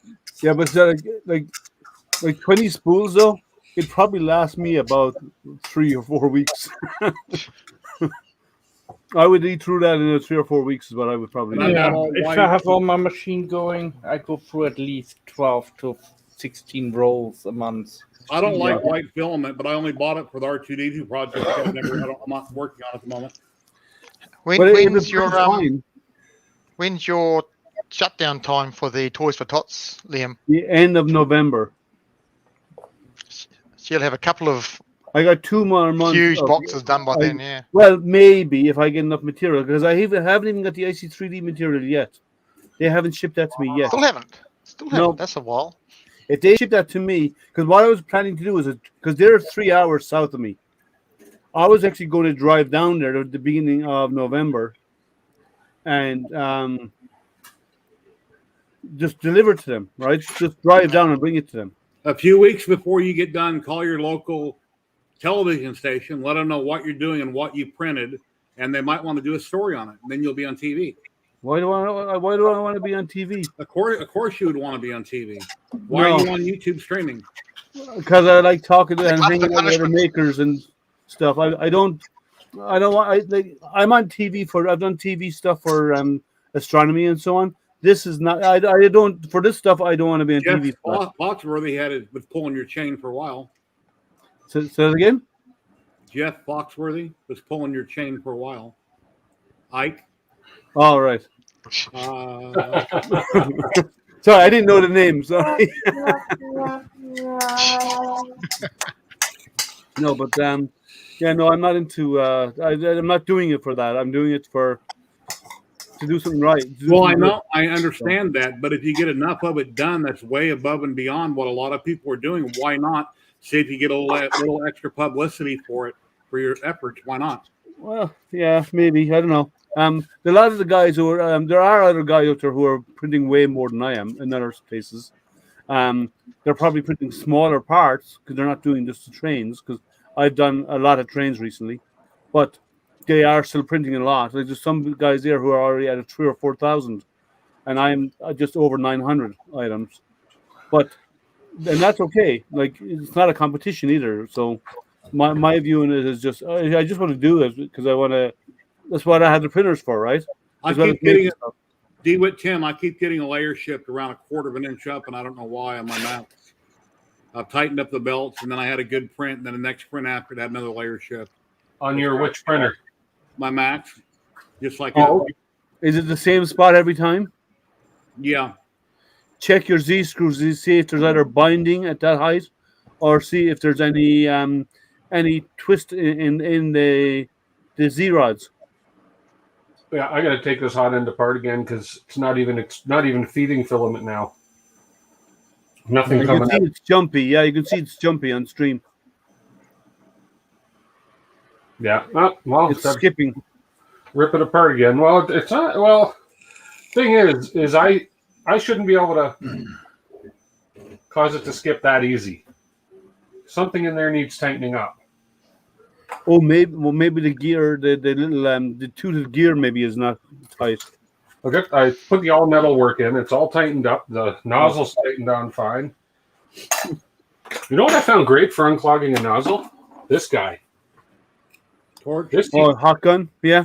This heats the nozzle extremely fast. Yeah, I use a little hot air gun is what I use. And that's also great for hot tightening a nozzle if you do it off the printer. Yeah, I haven't done that, but I normally do it on the printer. But because I want to make sure the PTFE is all the way down if it's a Bowden style printer. This is all metal, but yeah. I got a little device. I got a little like a metal bar. That is the diameter of the it's 1.75 millimeters. Right. Bar. So it's the same width as it. So if you ever have a clog, you heat it up, you take the nozzle off, and you push the bar all the way down, and it clears it out for you. Yes, that's what the Adams has. They give you a 2.85 needle. Goes right down and just flushes everything right out. Yeah, this is not a needle the size. Yeah, so it's a bar. It's flat on the bottom.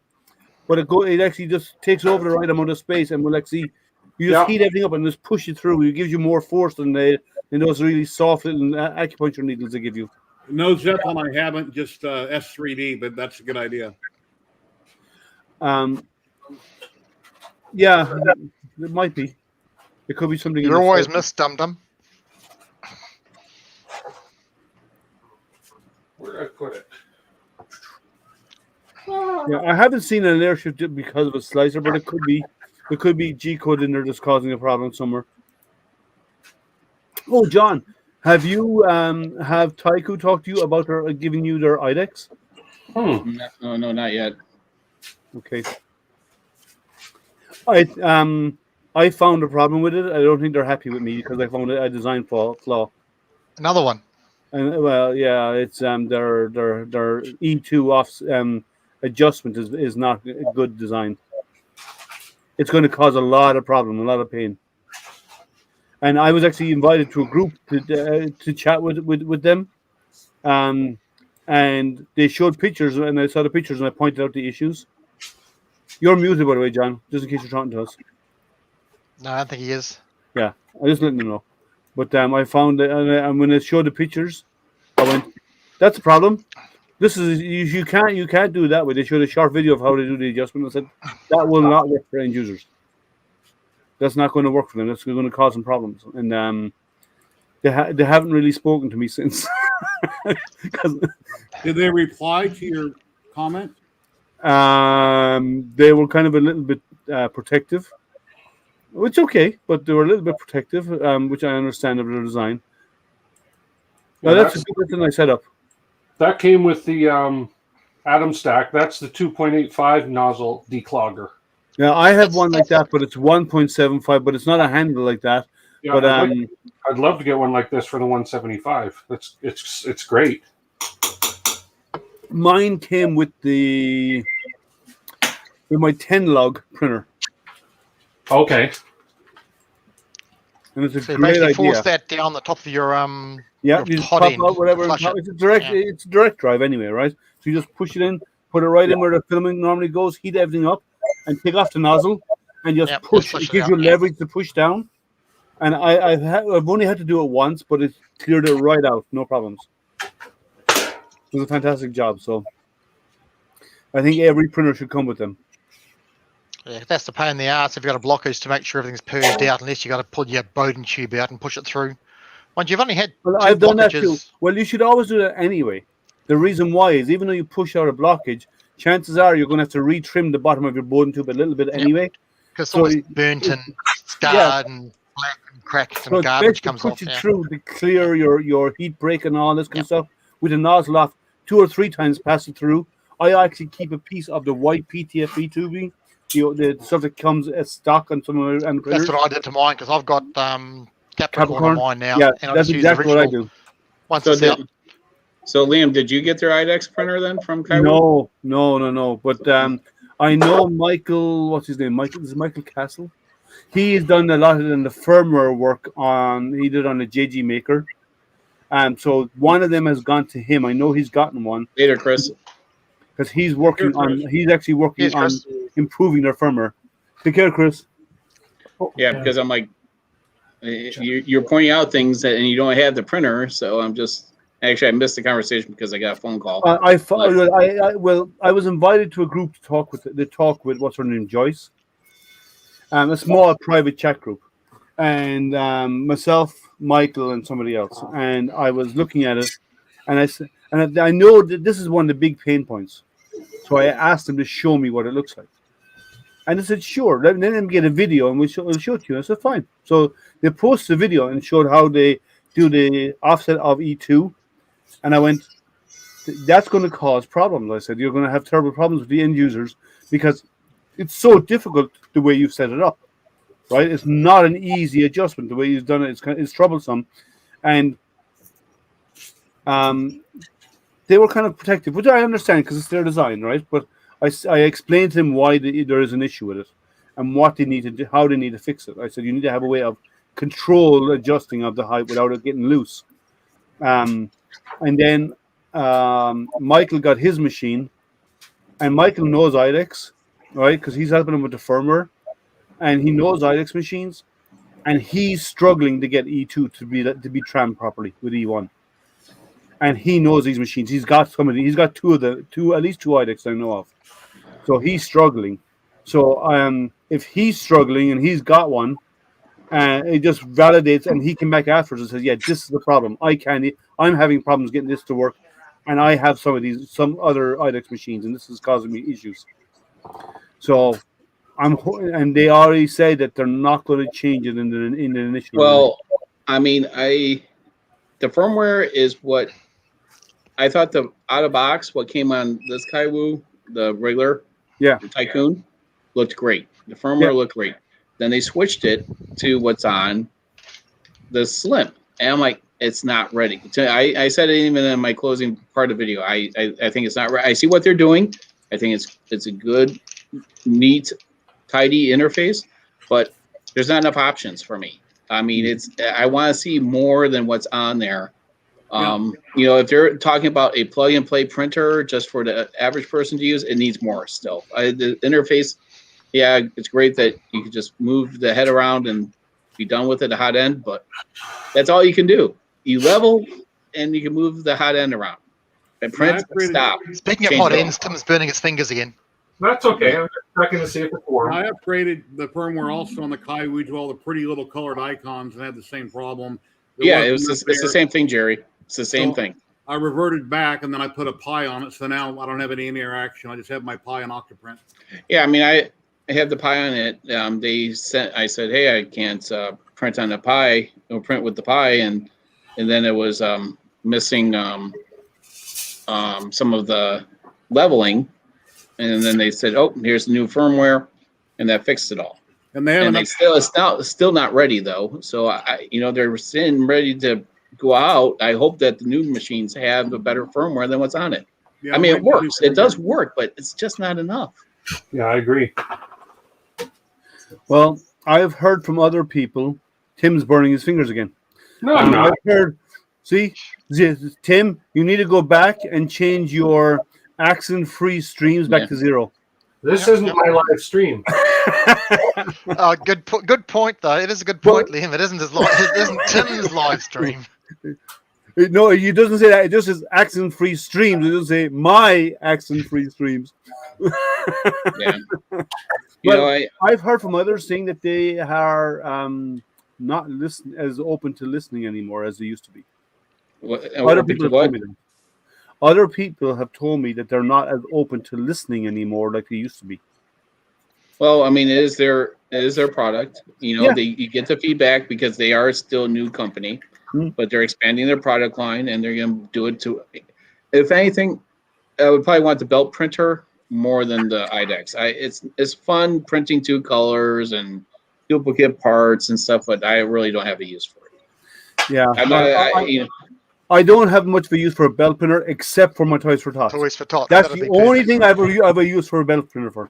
No, to me, it's just a gadget to mess around. It's something different than what I have. I'd like that's the only reason. I'd love it. Unless you've got some commercial thing like Pooch and his rip boxes where you're basically making the parts up continuously, which makes perfect sense. Well, see, what I would do is, if I did, I would start Toys for Tots in January, and every spare spool I have, and unused or whatever, I'd just be running stuff off it. Crank out one of those nice big 10 kg spools on it, you'd be right, yeah. Yeah, just let it run, and then just put one spool on it, maybe once every every month or two. Get a big 5K or 10K spool, hit go, and just let it walk away from it. Yeah.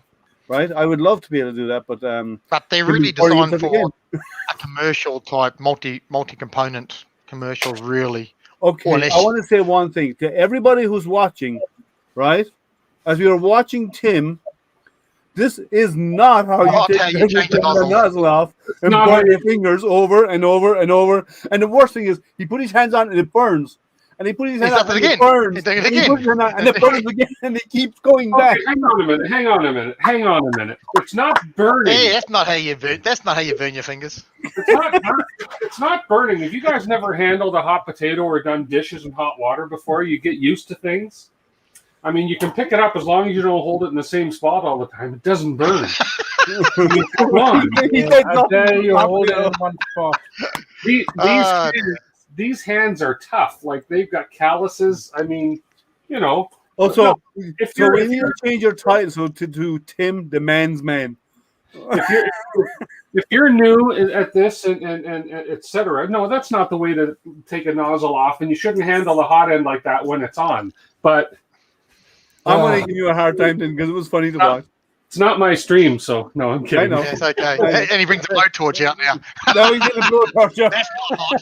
This is hot. That's not hot. This is hot. That's how you clean your nozzle out. And meanwhile, Jerry's setting himself on fire. Isn't that for like food? This? Yeah, but this is Jerry. I have one too. So Jerry made the suggestion for cleaning up stringing, and boy, it works really well. Yeah. And it's great. I just pluck it like it's like a zit or something. I just use a hot air gun. Is what I use, and then quickly pass over. The nice thing is the heat's quick and more instant than the hot air gun, and it doesn't deform as quickly in the areas around it. You can melt your print. The torch will instantly. It softens it. Yeah. Yeah. Well, it's great for Then heating you it got a up nice direct. Yeah. to clean the No, what filament. I do is I hot air gun it very quickly, and then I have a soft brass brush. Give it a quick rub with that, and it disappears. Or you could just print a little slower. And Lama, you're hanging Well, that's out. the other option, I yeah. don't have any spots. That's how I do it. I get almost no Print slower stringing. If you want, I increase can go out retraction. for Problem half an hour solved. or so. So somebody else leaves. I come back later. Well, he left again. He might come back in a minute. I'm sorry, Lama. I can only have 6 on. Well, I'm going to drop anyway. So, Oh, Yeah, so me too. I'll troll in the Oh. chat.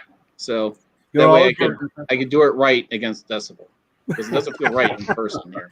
I mean, No, yes, He's yes, stand back. intimidating in I mean, this He's guy not here, it's just You're it just does, intimidated. it's not the John's same just as being pissed. trolled in John's- chat.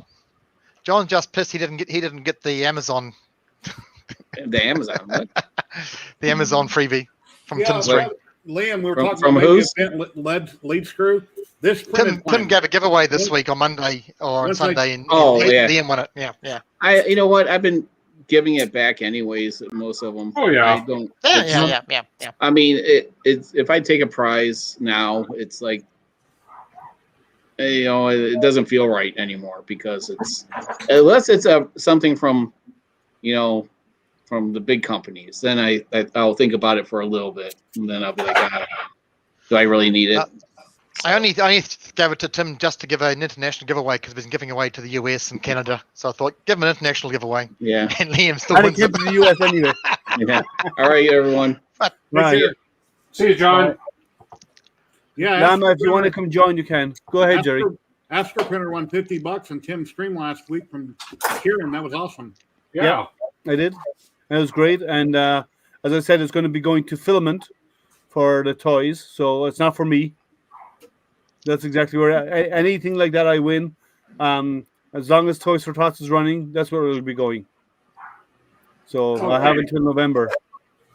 My filament is clogging in the heat break.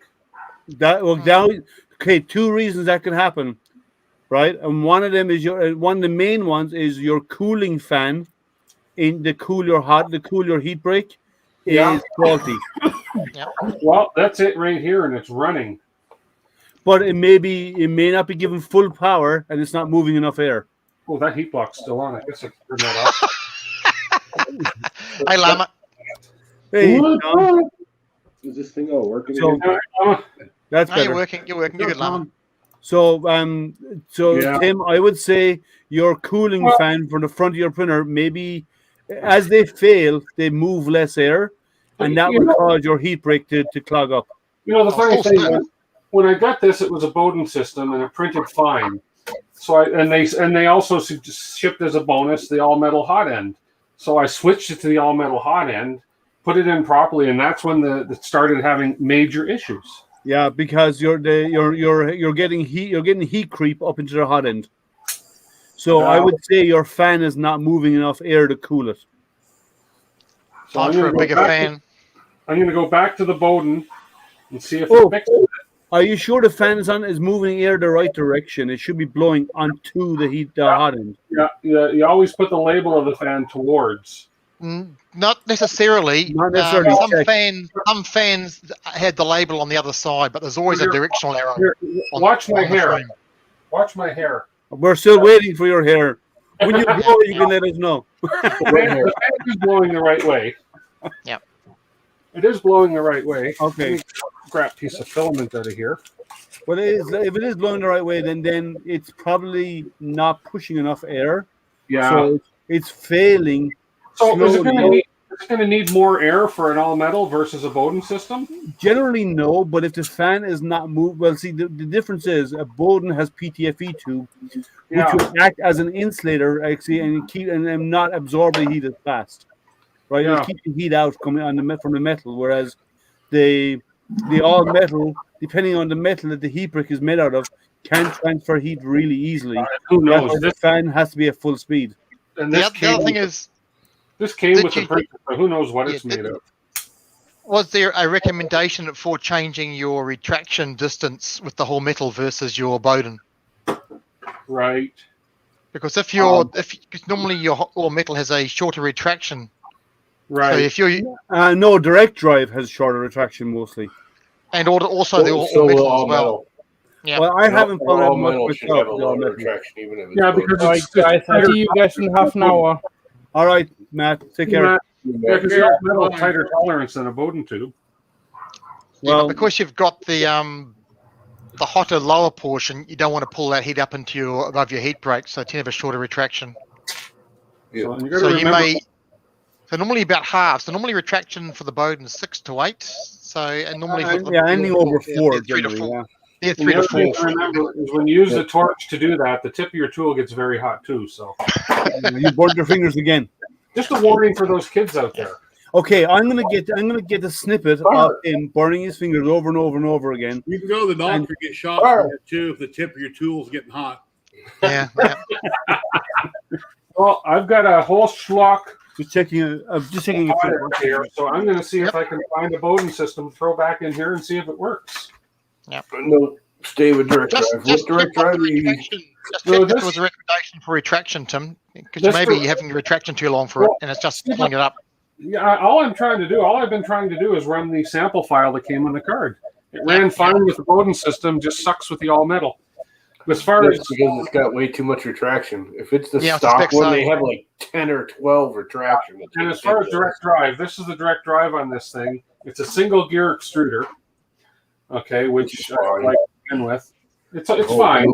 The whole dual gear is more hyped than it is. There's nowhere to tension that spring at all. Yeah, there is. Well, I would assume maybe way down here, You got to tighten the screw in from up underneath. but if you look, hang on, can you see underneath there? I'd have to remove the BL Touch, and I Yeah. don't. Oh, okay. Underneath. What a pain. Yeah. I know. Yeah, you want to know how to tension that? The easiest way to do it: 3D print a little C clip and just slide it in underneath the spring. As a Yep. packer. But the problem is now Yeah. underneath the BL Like a Touch, 2 millimeter, not even a 1 millimeter C clip. it must be a Shit. X-ring nut because there's no screw sticking out of this. Hang on one Yeah, second. no. It's a really poor.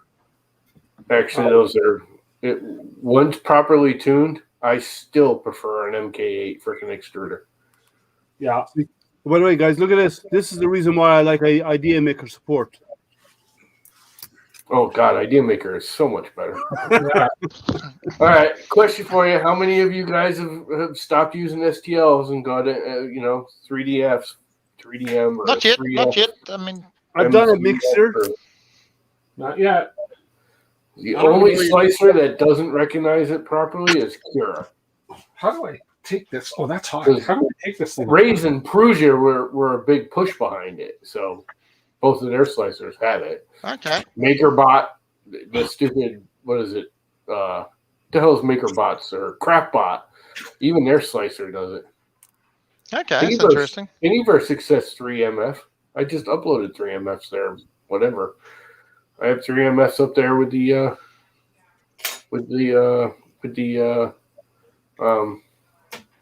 Cyclone Canister I uploaded or 3M. John's Get ready for saying it. that his Get glow, ready. he runs at 1.2 millimeter retraction, even though it's 6 millimeters for the direct drive. Not the Cure is bad because it's not actually bad, but No, it's Cura is a so nice slicer. the actual engine behind Cura is so outdated. But it's more. It's not as slicers- outdated as what's it called? Simplified 3D. Simplified Yeah, 3D. Yeah. yeah. Actually, Simplified 3D is still a newer engine behind it. Cura is still when they went to 2.0, all they did was change the interface. They were still using the same basic slicing engine. Now they actually do have in beta a whole brand new slicer / engine. I don't know if people realize Ultimaker has a new Cura Adowa or something they're calling it, which is in beta right now. What the heck Which actually looks pretty promising. is this being done? Yeah, Cura's getting like Simplified 3D. They keep adding features and not fixing the stuff that's broken. Well, what they might start doing now is go to the new platform and build everything new on the new platform rather than Well, fixing the old. That's the point. And they actually have some I wanted to play with it, but it's not M1 compatible. If anyone gets a new M1 Mac, don't bother if you use Kira, because Kira won't run on the M1 Mac properly. I mean, it'll run, but you can't read it. I'll lead your first mistake buying a fruit device. It scrambles the text. Screw that. I'll take my M1 Max over frickin' PC any day of the week. The more I use it, the more I like it. The Mac mobile devices are laptops and desktops are fine. Yeah, nothing wrong with them. Yeah, but I don't like their mobile devices. I have a real issue with all their mobile devices. I call them bad apples. Yeah, fruit devices. I've used Androids. No different than an iPad or very different. Very different. I'm sorry. Oh yeah. Use them both. They're the same. They have little twiggy things that they both suck as far as I'm concerned. Neither one of them are good phones. I was saying that earlier. Smartphones are terrible freaking phones. Your age is showing, Tom. You're bitching more. Yeah. Zero tolerance. That's all clogged up. So, I went back and forth, and actually, I had no problem with the Android phones. The only reason I went back to an iPhone is because it ties all together with my computer, and simply for texting. With the iPhone, I can text off my computer or off my iPad. I can make phone calls off my computer or off my iPad, and it just auto ties into my phone. So if I'm sitting here on my computer and someone calls, I can actually answer it on the computer. Here's the reason why you like it. I know why you like it. It's convenient. It works. Well, it doesn't break. I don't have to update it. Here's the reason why. Because it works. Because you're old. my whole life, almost every job I've had. I concur, old curmudgeon. I concur. And a Mac side by side. And every job, we're taking the PCs, and every 2 to 3 years, we're throwing them out and replacing them. And the Macs are like 10 years, and they're like, you can't even like update them anymore, so you have to replace them because you have to. But they still work. It's just most of the software and OSs won't update. I still have old computers out in the garage that run fine. They're old Apple freaking G4s and G3s. Matter of fact, I think in my attic, I still have some 040s up in the attic. And they work. We already have the answer. Because you're old. Yeah. You ever seen it when the new iPhones come out? When the new iPhones come out, the guys who are lined up to get access to the iPhone. See, Jerry, I can answer it on my iPad. They're all old guys with gray hair. And the guys on the other side with the Android are all young people. See, I can answer it on my phone or my iPad. You go there when you're old. I don't ever Facebook call anybody ever, but after that comment, I went in and Facebook called him to watch his phone ring. Well, it actually rang on my iPad too. Because I actually have it set so if they're sitting side by side, the iPad overrides. Yeah. Because because then I could just hit it and it stays on the stand. I don't have to do this. All you're describing, I can do on my Androids with this too. Yep. Everything you're describing. The Androids does all of that. But what do you got to do to set it up? Whole bunch of diddly. No. I do it on the Mac by going, I would like them all to share. Nice. One click. This is the urns that John was casting aspersions about on my printer. They work really, really well with tea lights. So I'm going to knock a pile of these off for Christmas. Nice. Cool. Whose design are they? Clock Springs, obviously. I shouldn't have even bothered to ask. No. That's it. In vase mode, they work well with just color PLA. Just work fine. Not a problem. Yeah, they look really good. Yeah, they just yeah. Nice. I've got to do a pile of those off. The wife wants more of those, so can't get to do what I want to do.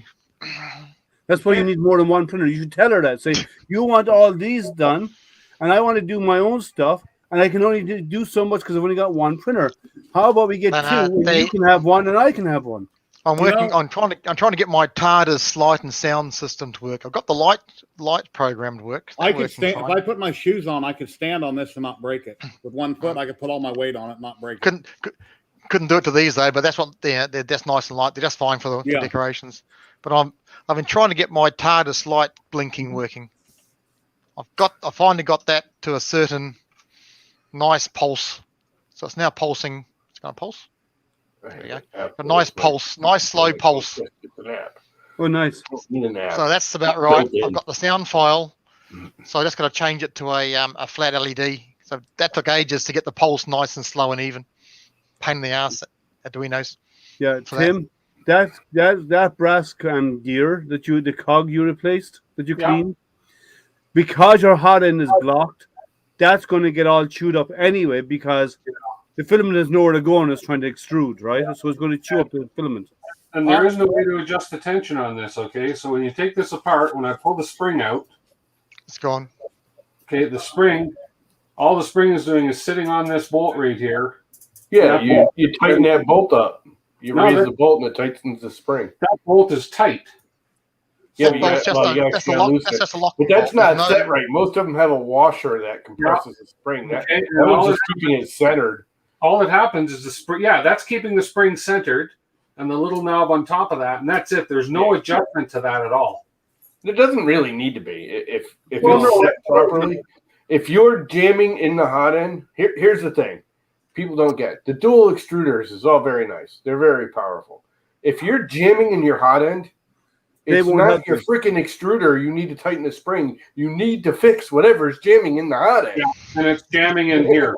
I'm going to switch back. Dual drive isn't going to fix it. Go back to the Bowden. It could go away. I don't need all metal on this. I just put it on because it came with it. It was just a bonus.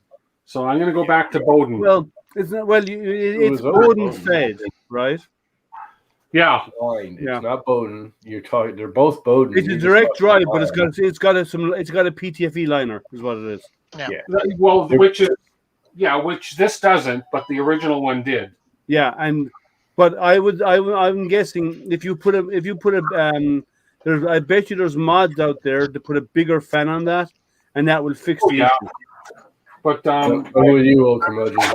But he's not. He keeps calling it Bowden. It's not Bowden. It's just lined. It's always a direct drive extruder. He's just going to go back to the line. It's just a line liner. It's just a line which goes down that hole. Yeah, here's a little thing for you. The other one's all metal, and that's not. That's PTFE line. That's the only difference. Do you guys? It's funny that we're all like all metal hot ends is the new hottest upgrade. I remember when all metal hot ends were the bad thing, and PTFE lined was the upgrade. Yeah. To keep it from jamming. Well, that's what I'm going. We had all metal. Actually, they weren't all metal. They were like freaking that ceramic-y, plasticky crap with the old original. Remember what the hell was the name of that plastic they made that hot end out of? Was it like a Bakelite type of stuff? It was the big. They were like tan. They were like that freaking long. They still actually make them. There's a couple of printers that are like still using them. The old original hot ends. Anyways, we actually went to PTFE lined. That was an upgrade. It was like the big newest thing. Get a PTFE line. You can print PLA. It'll never jam. Yeah. Well, the reason why all metals make a difference is when you're print high temp materials. Yeah. If you're printing PLA, you should have a line hot end anyways. It's just better for PLA. Anything else, all metal.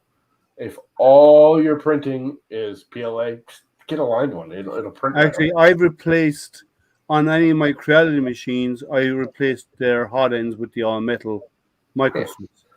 Yeah, and I only mostly do PLA and PETG, but still I do the PETG. You want the all metal. You don't need it. You can print PETG with a line, but it ain't gonna last long because the liner is gonna curl up. It's gonna melt over time. Yeah. No, I can't remember the last time I had a clog on when I had the all metal. That's why I changed mine to the all metal the micro Swiss just because it was the PTFE kept on breaking down at the end. I keep getting black particles on the prints from the PTFE breaking down. So with the all metal now, there shouldn't be an issue. Did you cut the PTFE before you put it all together? I did two ways. So the way I do it is I push the PTFE through here, and I use that as a straight edge to slice it. So I know it's going to hit that nozzle square on. Okay. And then And then what? Okay, the PTFE goes beyond the heat break into the nozzle. Yeah. No. It should it meshes against up and Yeah, heat should no, be- I realize that. Not with that printer. I think you'll find it just flushes to the nozzle. It doesn't The actually. only go reason in I the did, the nozzle. only reason, yeah, this flushes to the nozzle. So basically, when this goes back together, You use the same nozzle whether you're using all metal or you're using a. Okay, Yeah. no, but here's what but okay. It's got a butt to it and be tight. And I mean it needs to kind of melt together a little bit. You need to do it hot. 'Cause Yeah. if you don't do it hot, you're going to create a gap. There'll be a little gap there. It'll be hot, yes. But what'll happen is I'll actually push that Bowden through a tad. Yeah. And Okay. then when I tighten them up, they're actually going to butt up against each other, just sort of like that in the block. Okay. So in the heat block, put the nozzle in and Yeah. reverse it about a half a turn or so, 3/4 of a turn. Yep. Then put it all together and then heat it and then cramp them together. Is the way you'd have to do it. Yeah, exactly. So I come on, I'm throwing the nozzle all the way in, backing it off about that much. Yeah, that's about fine. Yeah, but about one About thread that. down or so. Yeah. Then I'm going to put this guy in. I've got to determine the length of the Bowden yet. This guy's going to go in and seat against the nozzle. Not a Bowden, it's PTFE. PTFE. Yeah, I blew the PTFE. Yeah. I'm sorry. Oh, Bowden actually, is only if the extruder is on the other side of the printer from the Ihana. and this is tight because it's got some gunk on the threads, but I don't know why we call it Bowden. It's a remote extruder. Yeah. Other Well, than you'll have to Bowden's finish back. that off when it's hot, Tim. yeah. Yep. If you do it cold, you could end up stripping the threads. Don't do it cold. Yeah, or you'll get a leak. Yeah. You can actually do it cold if you do it right, but yeah, you're better off just doing it. Yeah, because you want the PTFE and the nozzle hot, so when they go together, they actually melt a little bit and create the perfect seal. Yeah, I just want to get that that heat sink or that oh, is that hot there now? Yeah, that's a bit hot now. There we go. That's much easier. Yeah, you wanted at trim temperatures. It's much easier to thread that in when it's hot. Mm-hmm. Yeah, I wanted to get the Clean the throat. threads first. I needed to heat the throat up so it's screwed in better. But now, so that's hand tightened right now with that much of a gap on the nozzle. Yeah, mount it all up and just heat it up and get that nozzle But right- one last quarter But right turn. now, what I got to figure out now is how long I got to cut this PTFE or this Capricorn tubing. I just got to figure out the length in here now. So what I'm going to do that is I'm going to shove this up the hole. It's funny that me and Liam both started laughing. And then I'm going to slice this off here. Yeah, I'm more than happy to admit that in order for my mind to be in the gutter, it needs to come up a few levels. It makes two of us. That makes two of us. Slice it off. I have a weird. I think out of the outside the box for things. So then I slice it off. That's how much went up into the hole. So I know. Why don't you make him big so we can see better? I'm sorry. Yeah, sorry, I wasn't thinking. So this much went up into the Oh hole. my god! So I'm going to Ian wasn't thinking. right about You're out of view. There you go. right about there. Well, here, don't do that yet. No, Put it together, and you know the coupler that goes on the very top? Is there Yeah. a coupler on top? no, Put that coupler in, and there's no actually, coupler. No There's coupler. no coupler for that because it's not. I direct. show you. I show you. I don't have one of these printers, so I don't know. So basically, what's going to happen is that throat goes up in underneath here. Okay, and it goes in up underneath. Okay. And this Bowden tube is only going to go up so far into this heat sink. Yep. Right, like So make sure that when you put it up there, that it's tight. That means Yes. you're squishing the boarding tube up against it, so that way then you have downward pressure to the nozzle. yeah, I don't want to squish it too tight as to cause it to deform.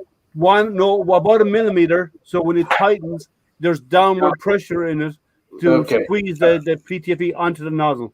Stop right now. What you're going to want to do is take that whole hot end apart, put that tube up into that extruder, screw your heat Heat break break in. up to where it is, and cut that PTFE tube to the length, whatever it sits beyond that. Yeah. hot- the But I heat break. can't. Oh, so 'Cause you're there's saying no way you're going to get a proper measurement and get it in there. You're saying gonna to get put too the tight a PT tube. you're saying to put the Capricorn down No, from the you got to top. come in from underneath. Yeah, You're going to put the underneath. Capricorn tubing in first, Stop. and then put on the heat break. Stop everyone talking because you're going to confuse them. yeah, Now that's just the take that hot end apart. Take the hot end apart and just this. fucking heat break. No, the hot end, the part in your hand.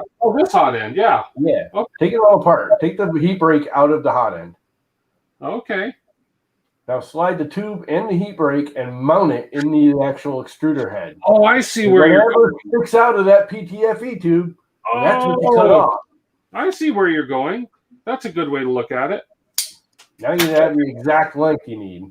You're building from You're the top saying- down. You're saying basically Yep, put stick that up in there, jam that PTFE tube up in there as hard as you can, And screw it mark on it, tight. or cut it flush, or cut it. it up as hard as I can. That's what she said. Well, Okay. no.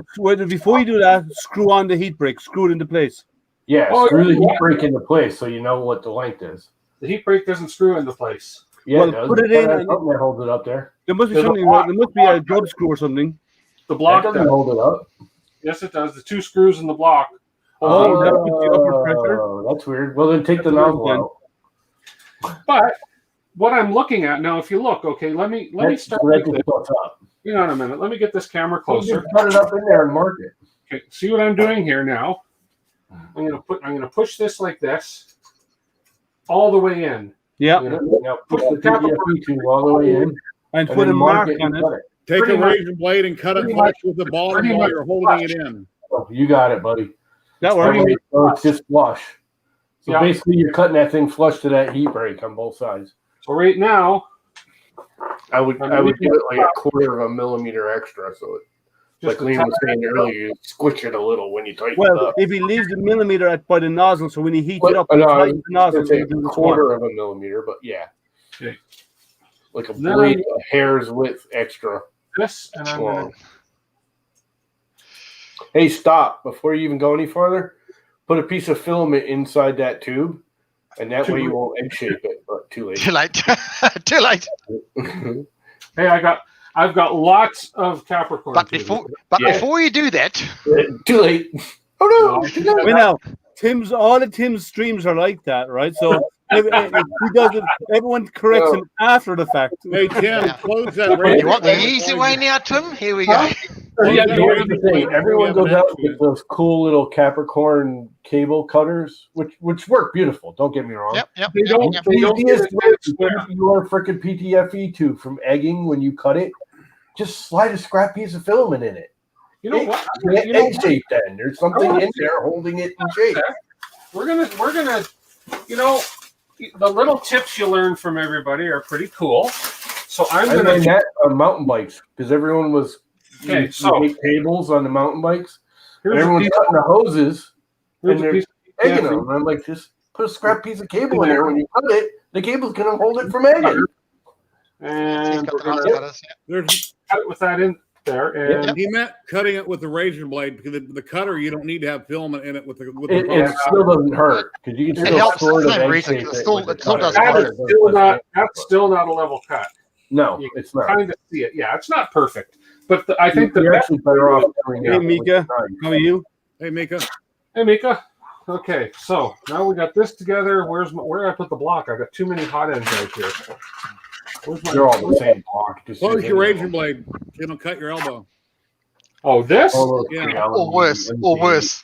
You know, I carry this in my pocket every day. You don't know how. You don't want to know how many times I've cut myself with this in my career. I don't want to hear about it. No, I've it's the got last one, thing you want to carry your in my pocket and baseball. all snap off. Have you guys Like, ever done? Things I don't want to cut myself at. You guys ever held a ruler like this with your thing, and then you accidentally have your fingertip over your ruler? no, never done that.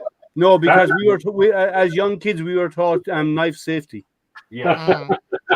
Mm. My father was a carpenter. I grew up using chisels and saws and hammers. Now I've hit my thumb many times while driving a nail because when I was younger because I wasn't experienced enough to always hit the head and the That's The head strange. I of the usually nail. drive a car, but that's just me. right. But So- other than that, So, no. talking about Oh. unsafe in carpentry, I used to work with this guy. He was just a nutcase, but I mean, he was a nice guy, but he had this saw he loved, and it was like a 1940s old aluminum-bodied skill saw, the original skill saw. It had no guard on it. No guard, crappy wiring on the It plug. had an electric brake on it. So it was one of those. You put it down and it drives away. It like winds down, and you got to sit there and hold it or drop it. No, on my the dad used to always put him down on its side. The new house. And we're all like, dude, don't even bring that thing on the job site. It's freaking unsafe. And he's like, it's totally safe. As he holds up his hand missing 3 fingers. Yeah. I'm not kidding you. Or pin the guard with a nail or something. Oh, wow. Like, dude, it's not safe. Yeah. As I said, my father was a carpenter, and he had all of his limbs. He never lost any of them. He used a lot of machinery and stuff, right? But he only used machinery when he needed to do something quick or something big. His preference was hand saws. Yeah.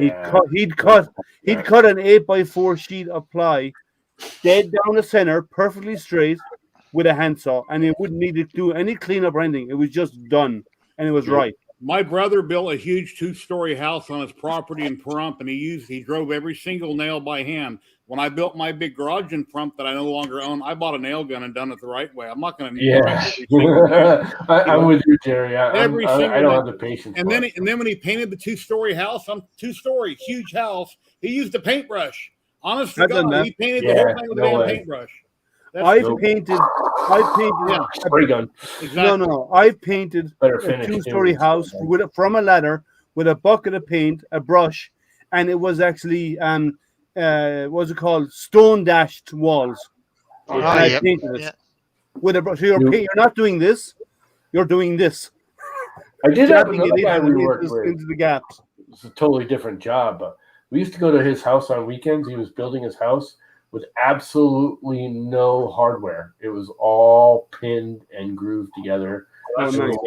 We'd go there and get drunk and like make dowels with him and just hang out. Took him like 5 years to build this house, but it was all pinned and doweled and everything. And it was like standard framing. It wasn't even like timber framed. It was like standard stud, but everything was drilled and pinned. And he used a hand. Yeah. It was my dad was like that. Everybody. He was just doing it for the fun of it. Night doggy.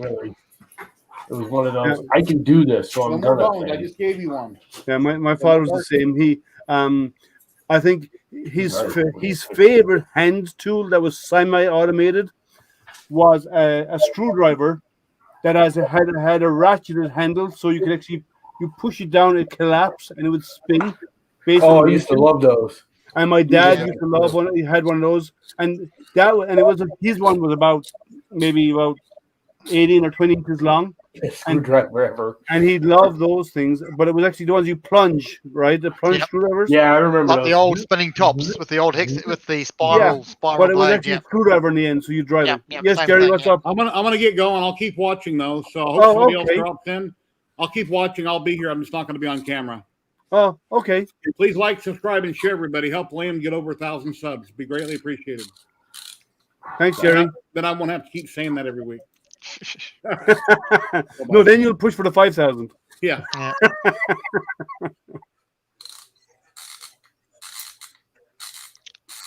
Yeah. No, the ratchet ones are fine, but the plunge one is what he loved. And, I've still got one of those, a long one somewhere in my toolbox in the shed. My father's ones are still around. Milwaukee's.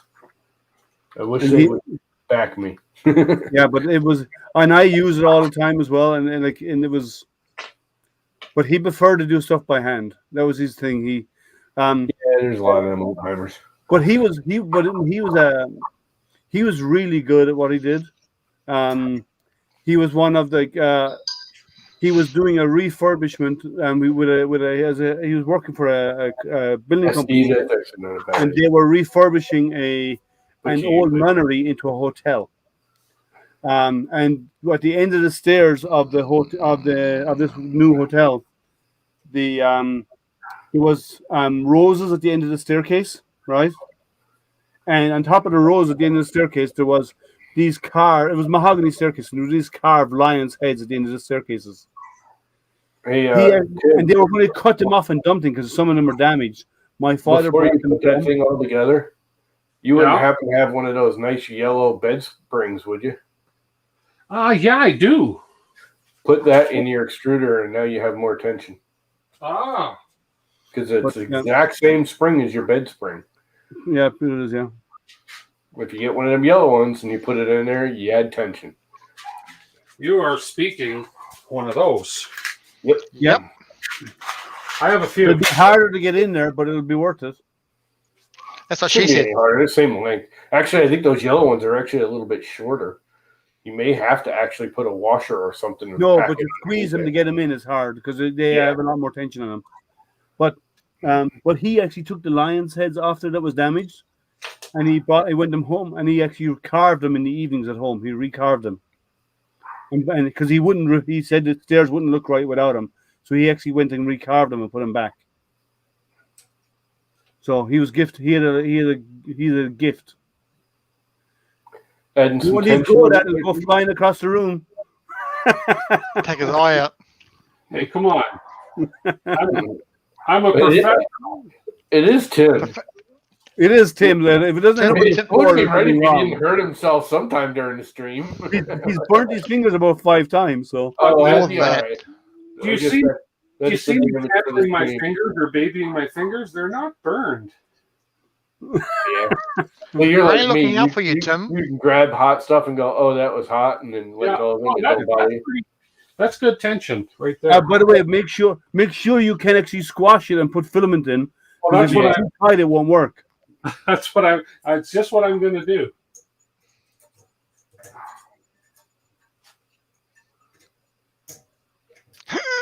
Yeah. Oh, let me put the little handle on.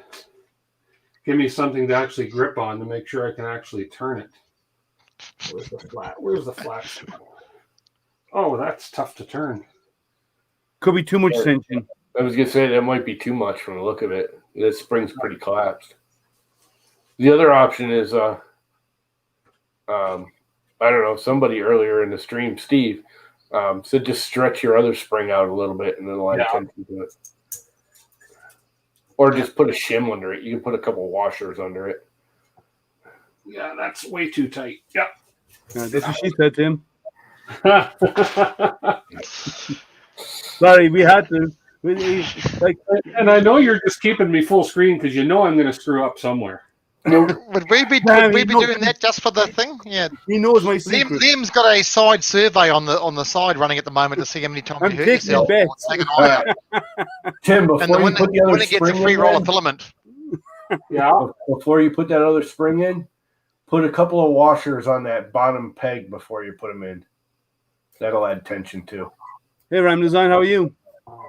It's windy and rainy here in Michigan also. So you're not on your own. It's not windy, but it's raining here in Connecticut. We'll go get some water. It's It's more a nice, misting. than nice it's sunny actually day raining. here. Beautiful sun's out. Birds are singing. Cicadas You are can out. go It's great. Yeah, So- that's because it's your spring.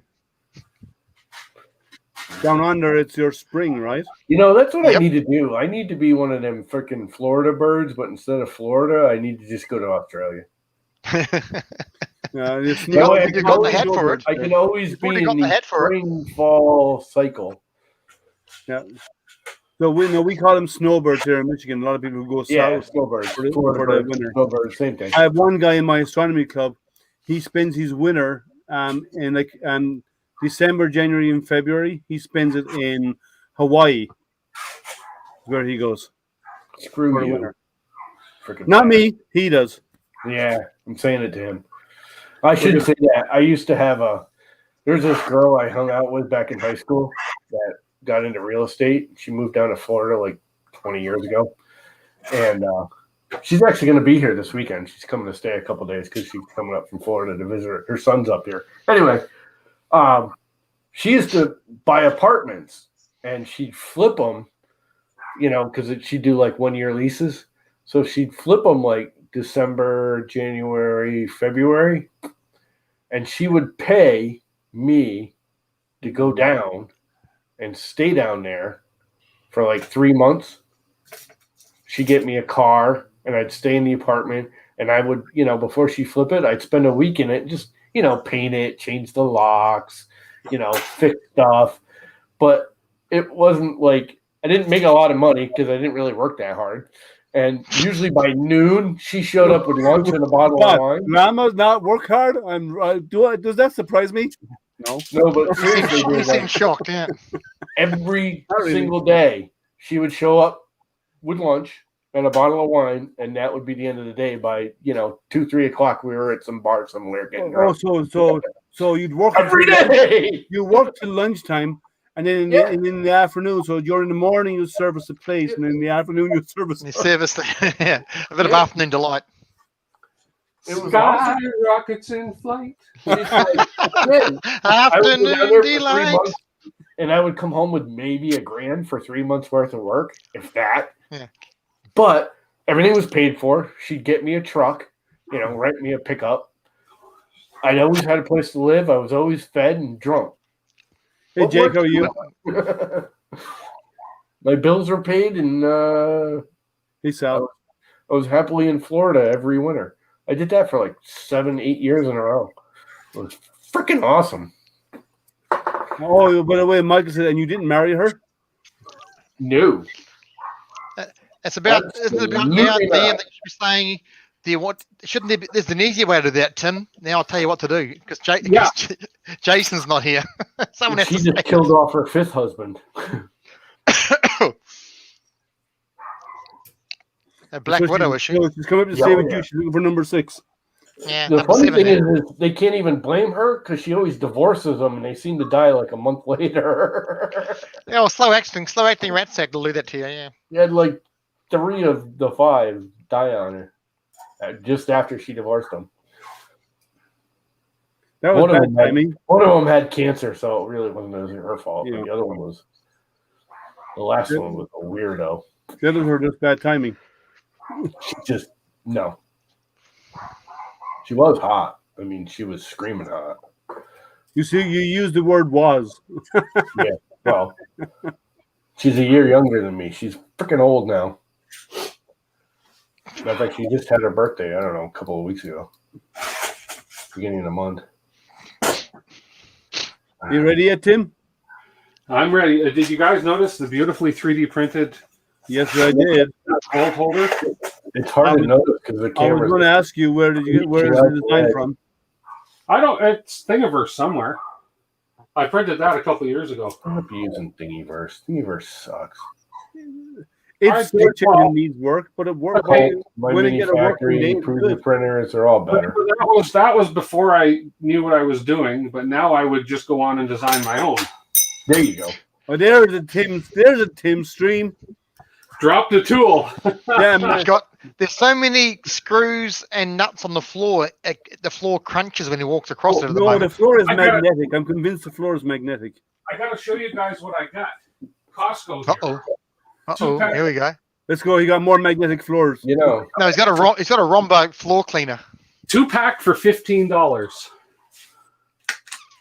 And it's got magnets on the tips. we Oh, used to man. have those at the state for picking So up I garbage. can actually, without Pick up your nuts. If you drop your nuts, you can pick them up now, yeah. Oops, I dropped a screw. Oh, Thanks look for at the that. reminder, No, Jerry. he's lost that one. It picks it up. Look at that.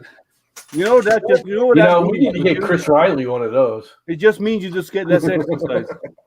Because he just drops them on the floor and leaves them there.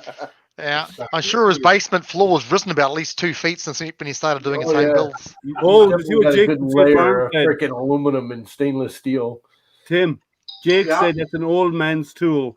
It is an old man's tool. I am 50-something, so Something you've forgotten already? No. You just I'm don't 50-something. remember after 50, Liam. Once you hit 50, you stop trying to remember. You don't want to know. You don't want to remember. I'm I'm 50 51. something too. I have to think about it. What year I'm is it? 51. 2021? 2022? What year is it? I don't even know what year it is.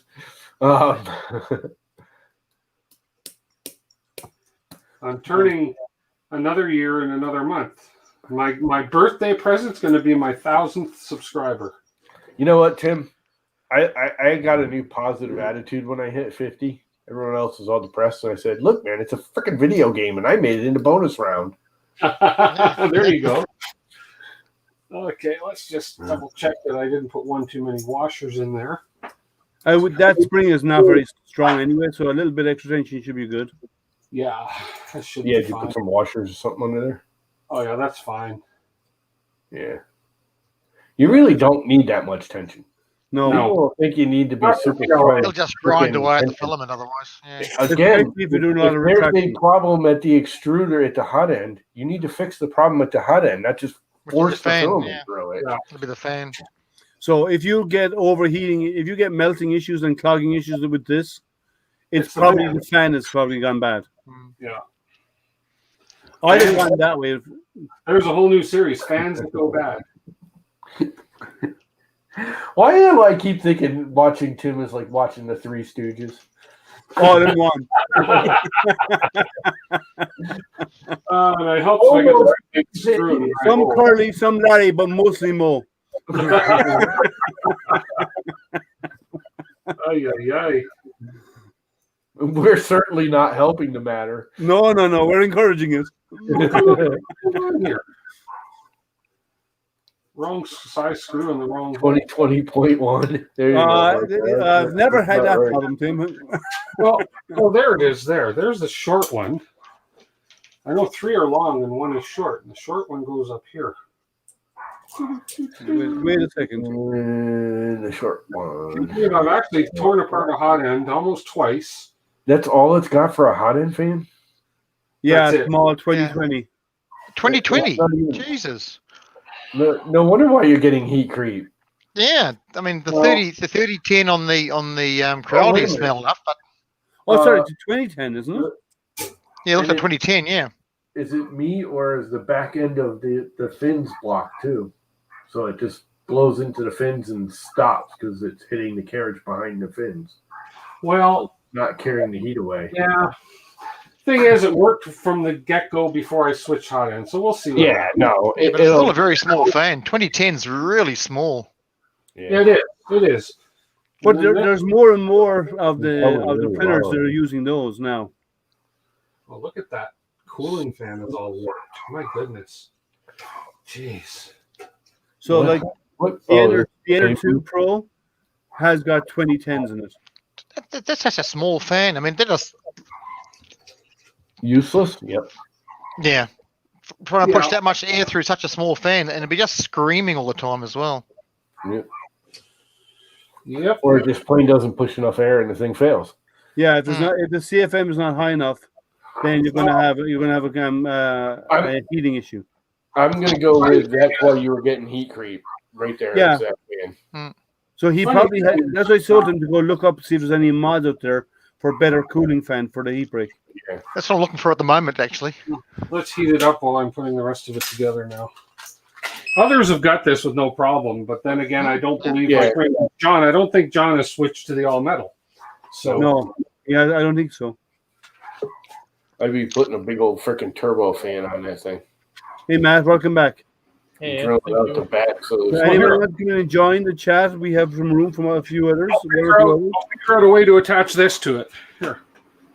that'll work. Yeah, we'd fix the issue. Yeah. Or Generate you haven't about got 10 more a issues, but it would fix that issue. K-foot laser. Just run the heat pump from the K-foot laser past the hot end. That'll Well, work. actually, there's more. Actually, so there's a lot more machines coming out now with water-cooled hot ends. Yeah, I've seen that, but that's just more points of failure. Show this while Matt's on. We'll switch back to Tim in a second. So did you guys all see the E3D freaking video and the changing of their logo and the very end of their ecosystem? They showed the new hot end.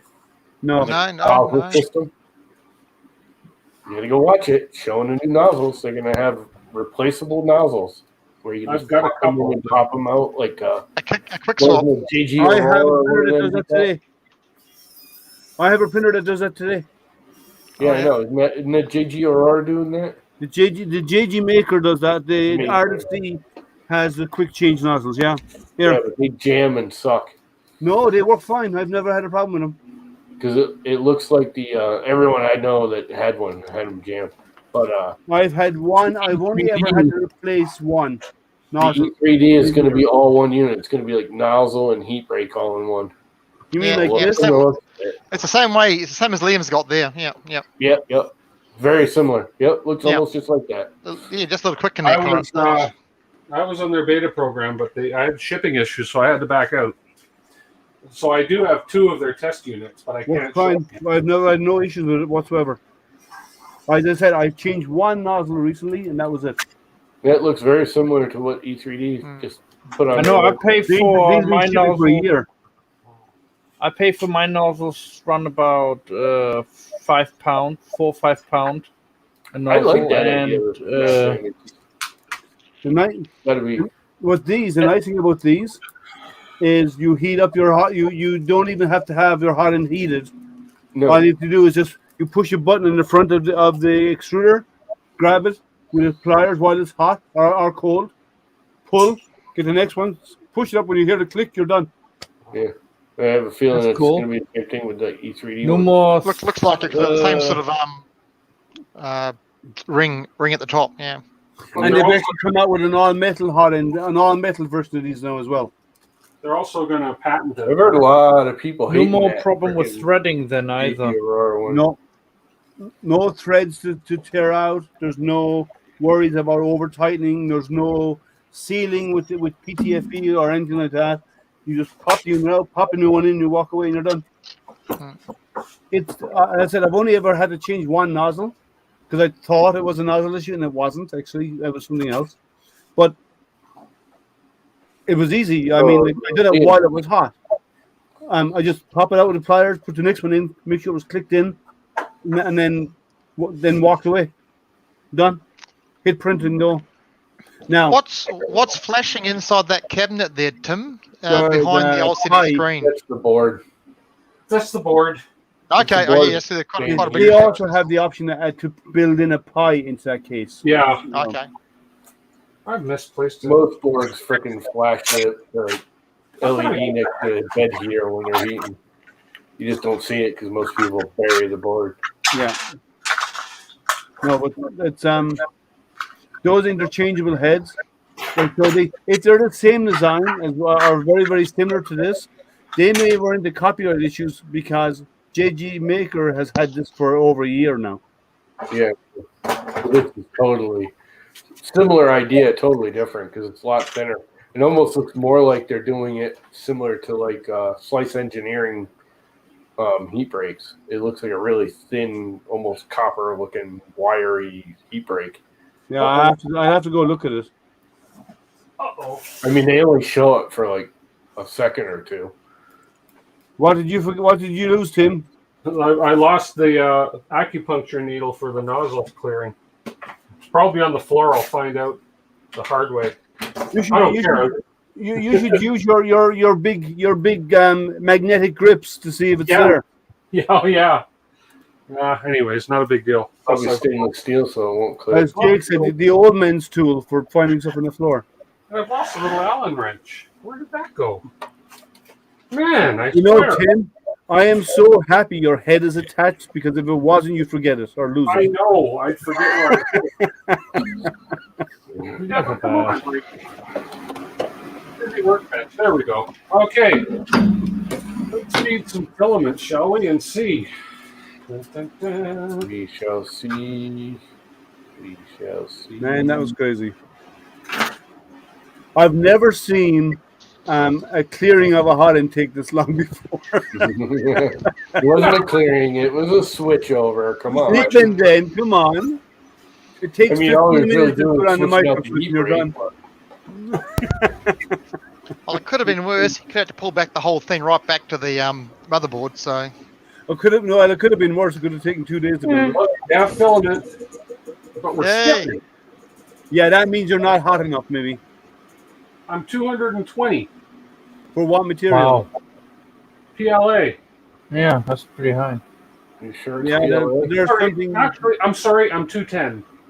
Even Okay. then, It still should CLA should be good go at right that. through. Feed again. Oh, here we go. Oh, No, you have other issues. No. yeah. Might be the cable.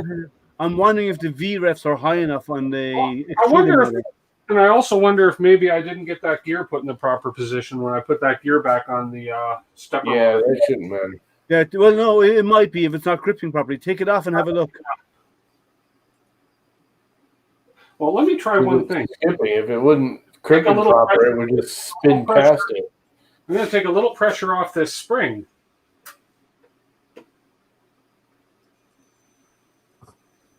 Oh, it's too tight? Yeah. But it's Take not a little feeding. little pressure off the spring and it's fine.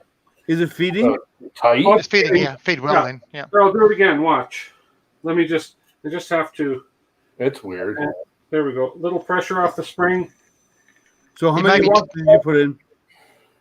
I put 2 washers in. Ah, okay, yeah. Maybe only one. Yeah, yeah. It's flowing You know what? fine. Yeah. I know I don't know who said it's all this time to clear a clog, but hey, we're doing more than that. And if Well, anybody it's a good watches learning this back- experience. if anybody watches this back, Put one washer in or no washers in. we're teaching a little bit here in a sense. No, we're not. We're learning. There's a difference. We're learning. Well, yeah, Well, and teaching. See? Teaching, you're supposed to know what you're teaching. Learning, you have not a clue.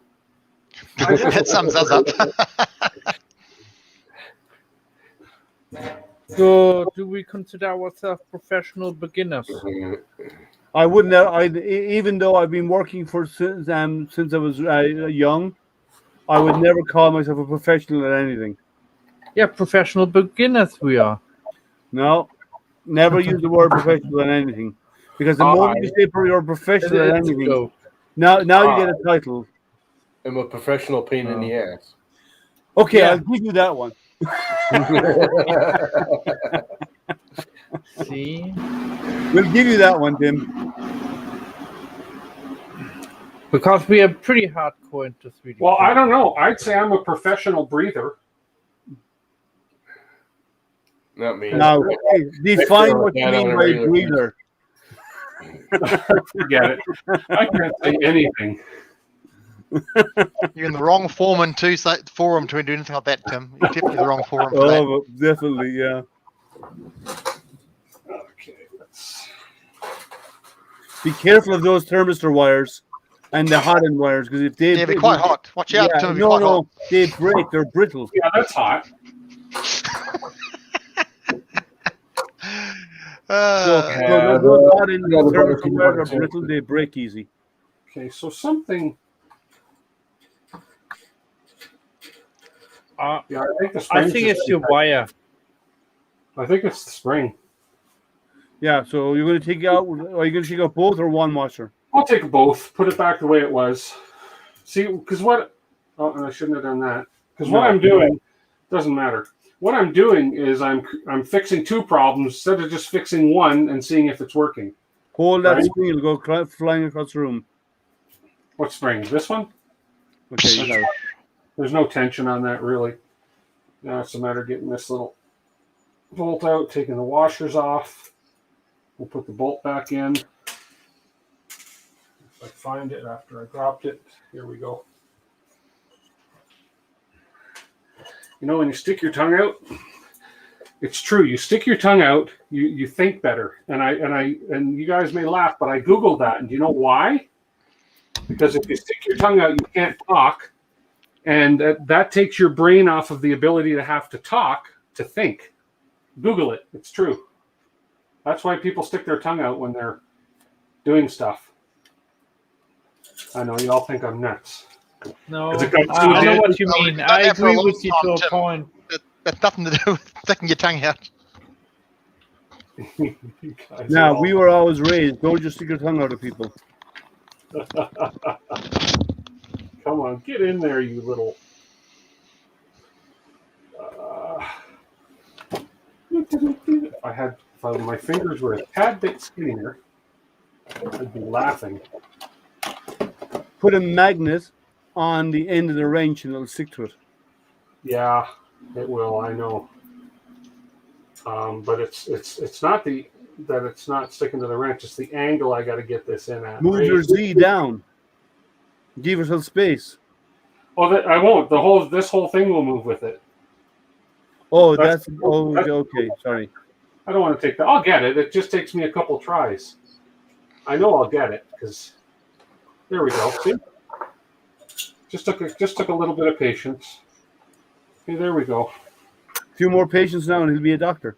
Yes. Let's put this back where it goes because I shouldn't have taken this off. I think it's hard, Stephen. Get in there. Get in the hole.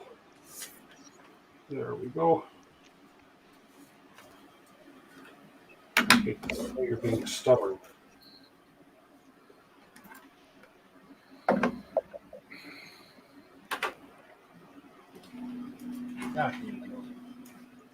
There we go. You know what, Tim? You should when this stream is over, I'll see if I can download it so you can capture all that you're doing here. You can turn it into a video. That's true. Yeah. Or not. You have to only if you leave all the abuse in the video. Oh, that's a little better. Okay. Okay. Well, let's see what that does. Maybe there's a reason why they don't want you adjusting attention on that spring. Maybe it's a perfect spring. Why put the cover on until I try it? Yep. Because it directs airflow. I don't know. Whatever. No, it doesn't because it's going across the heat break.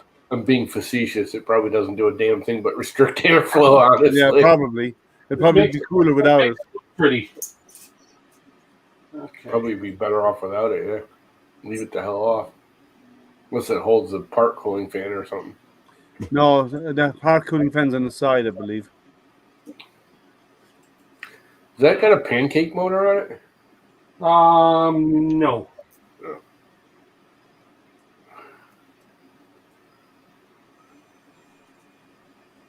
Why aren't we feeding it all?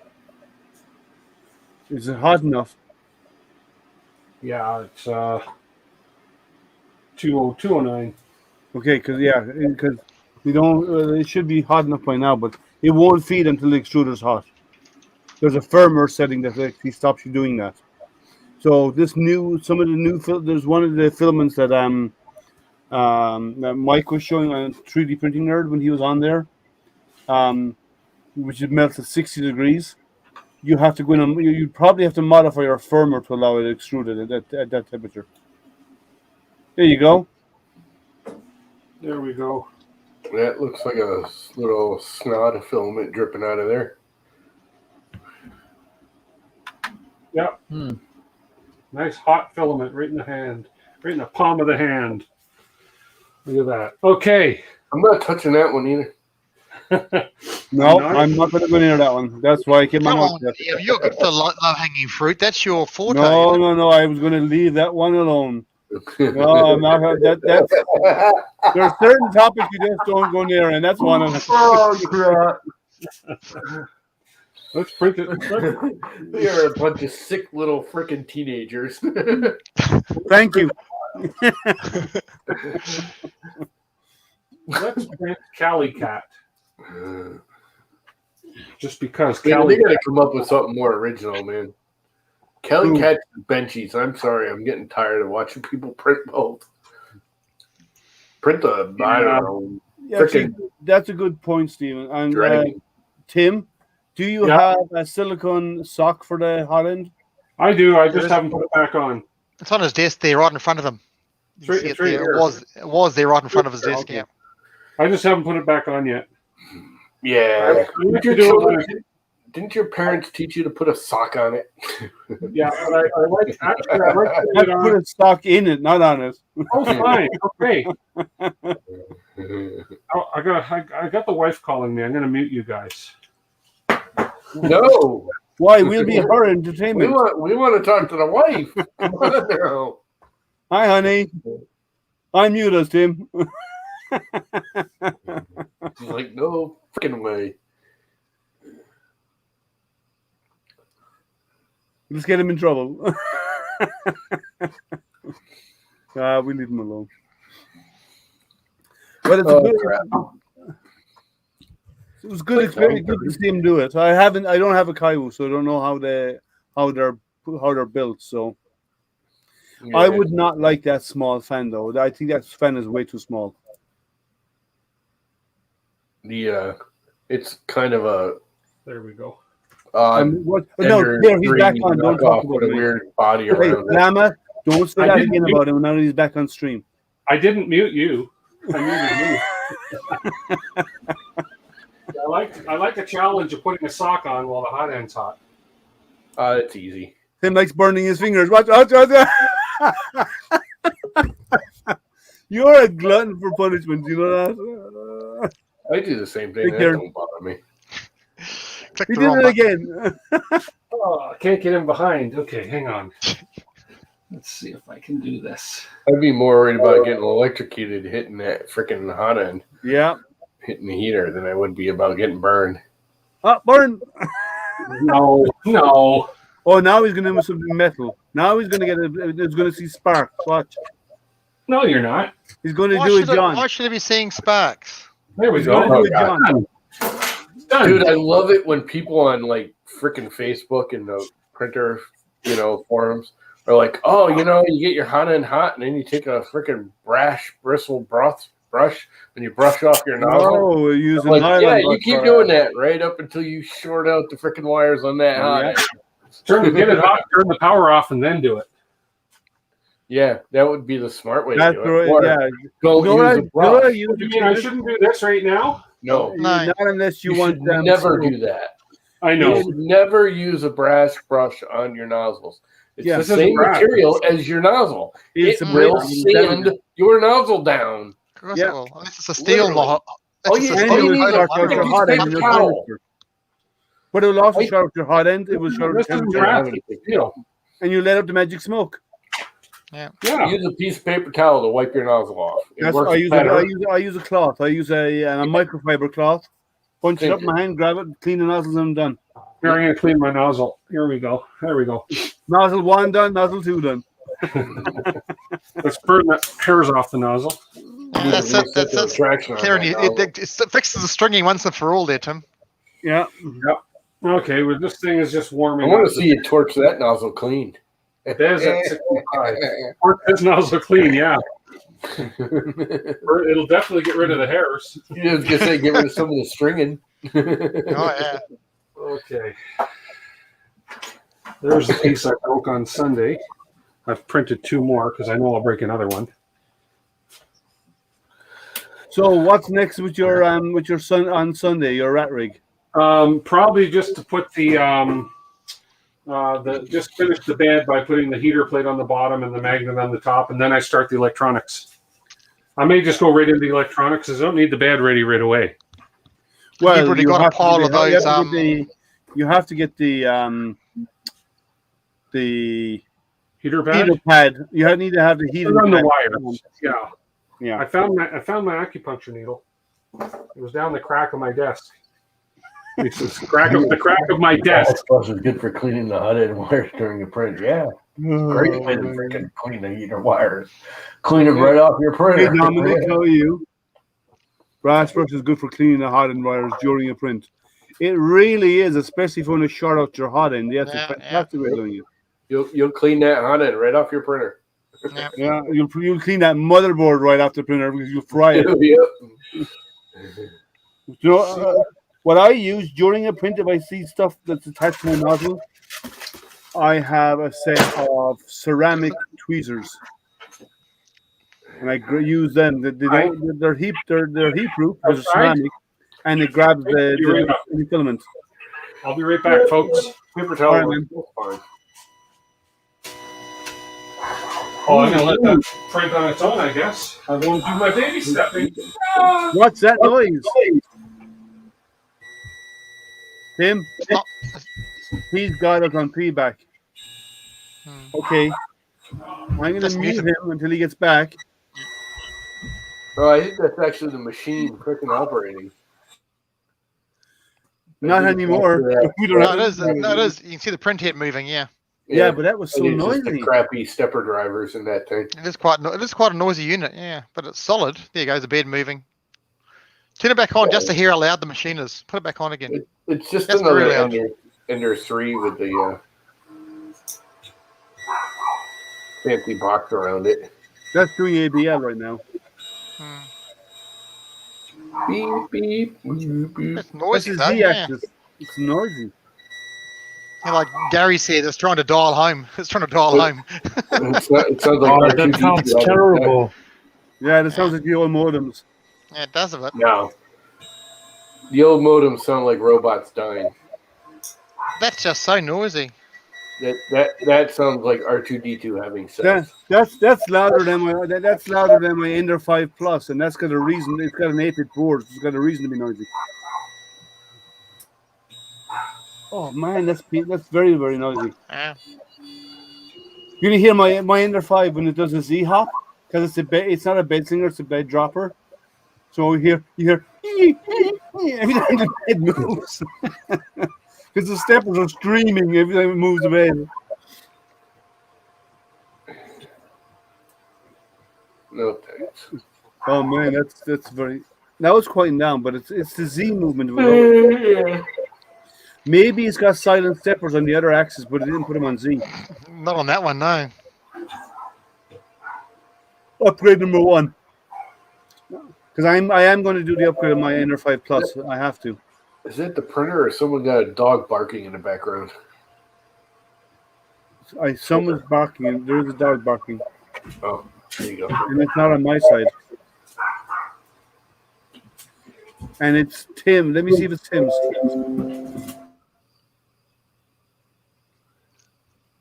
Matt? Was Matt? Was it you, Matt? No, He's it's muted. Tim. He's been muted the whole time. No, I'm Yeah. saying who's got the dog barking. That's too. My grandson likes the music comes in there. She made it. Tim, he's got the little puppy in your house. Yeah, it varies from machine to He's got a little machine. dust mop dog. Has anyone? We keep I don't you know, up, has anyone llama. tried this? Has anyone tried the G code that makes your printer sing? Yeah, but you need an 8-bit board for it to do it. You can't do it on a 32-bit board. Yeah, on the 8-bit board you can actually make music. Yeah. I haven't tried doing it. Matter. No, it Right, does. the board It has the matter. old It's the the stepper. drivers. It makes the the steppers sing. steppers. Yeah. It uses the old steppers to emit the And it sound. sings. Yeah, yeah. Yeah, but you could use either board. You just need old, like, 4988 drivers. True, but and then no, but the 32-bit boards don't have those. So, but it's kind of cool to watch. Because I should put that board in my printer. And it makes music. It's kind of cool. Yeah, it must be Tim's dog. I agree. That's true. I'm gonna have to go to bed. Well, we won't be around for much longer anyway because we're almost 3 hours in already. What have we got going? But it was entertaining. Tim's back. Tim's back. Hey, Tim, Tim, Yeah, the Z movement on that printer is as noisy as hell. I know. It doesn't have a silent stepper on the Z. But Oh, it that's doesn't. right. If you think about it, the Z, you're only going to hear that when it's coming down, but when it's actually printing, it's not going to make noise because it's going up in such small steps. But what about Z Hop? Why do you use Z-Hop? Z-Hop is only there to fix stuff because you didn't slice your freaking model properly. I got to baby step this. Baby step. And you're over extruding, so it's bouncing off your infill. Yeah. If you said everything correctly in the first place, you never need to use Z-Hop. I use. It depends on the part. I will. Some I use Z Hop for, some I don't. The baby stepping was off. My bottom layer sucks because I ran upstairs, but that last little cube's going to look good.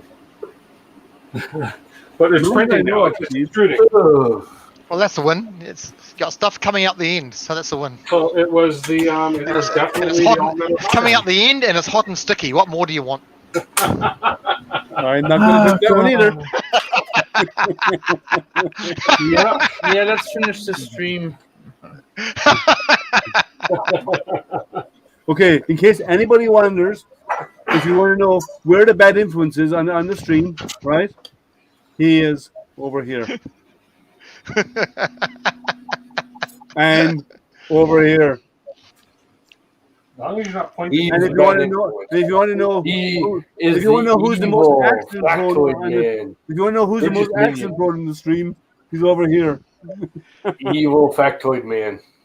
And I must admit, Okay. watching Joel with that color changing filament, making that at the factory, with auto drop mic, yeah. with Mike, watching that filament coming out the end of the water bath, that was just sticking everywhere like glue. It was. That was just horrible to watch. It was Oh crazy. my! But that was great. 'Cause that's a brilliant concept. If that gets that down the road, that'd be great. I should have gone with him when he did that. To over to Joe, to Yeah. Polymaker. Well, he only lives like 10 minutes down the road. Oh, he does? Yeah. Who Joel does? No, Joel's in Mike. Seattle. Auto drop Mike lives right down. He lives Oh, one okay. town over. Yeah. 2 I towns think, over. He's finding New London. You have to cross borders to see me. Well, Oh, you know what I That's didn't do? That's not a bad thing, Tim. Trust me. Are you not an illegal Canadian? Oh my god! Hang on, I gotta just let me stop this. He's powered by maple syrup. I don't know how that's Yeah. printing. And bacon. And poutine. Forget bacon. It's not Bacon. bacon. It's just ham. They call It's it printing. bacon. I don't know They, why they it's don't printing. understand what bacon really is. Canadian bacon. It's with not maple bacon. syrup. It's just ham. I don't know why that was They printing. just don't understand what ham really is. Oh my god, he just got a kiss from his wife. What's Not wrong like with that? Jerry. Yes, jealous. You're just jealous, Maybe man. you have some truth to it. Happy wife, happy life. Louise doesn't like. Oh yeah, okay. Nobody look at this. wow. Nobody. We never Nothing, tightened the nozzle. nothing He's going got to on tighten here. the nozzle It up. needs, He never it tightened needs the more nozzle. cheese He's got curds. leaking. So he's It leaking. needs more Huh? cheese curds, Tim. Nothing It's going running on on cheese here. curds. Nothing going on here. Yeah. Oh, forgot. you never Tighten secured the the hot nozzle. end to the heat break. He didn't tighten nothing up. He's just a Oh loosey goosey. man. Hang on, I did. Hold on. Yes, I did. Where are these screws from? Where are these screws from? You Uh-oh. lost some screws. Oh Oh, no. they must have fallen. Oh, I bet these, because I emptied this box. So they probably just fell out of here. I was thinking That's they, your story. Yeah, That's sure. your story. Yeah. Really nice to- I have I a did- question for you, Tim. There's normally screws that hold on the heat sink. Did you screw the heat sink into place?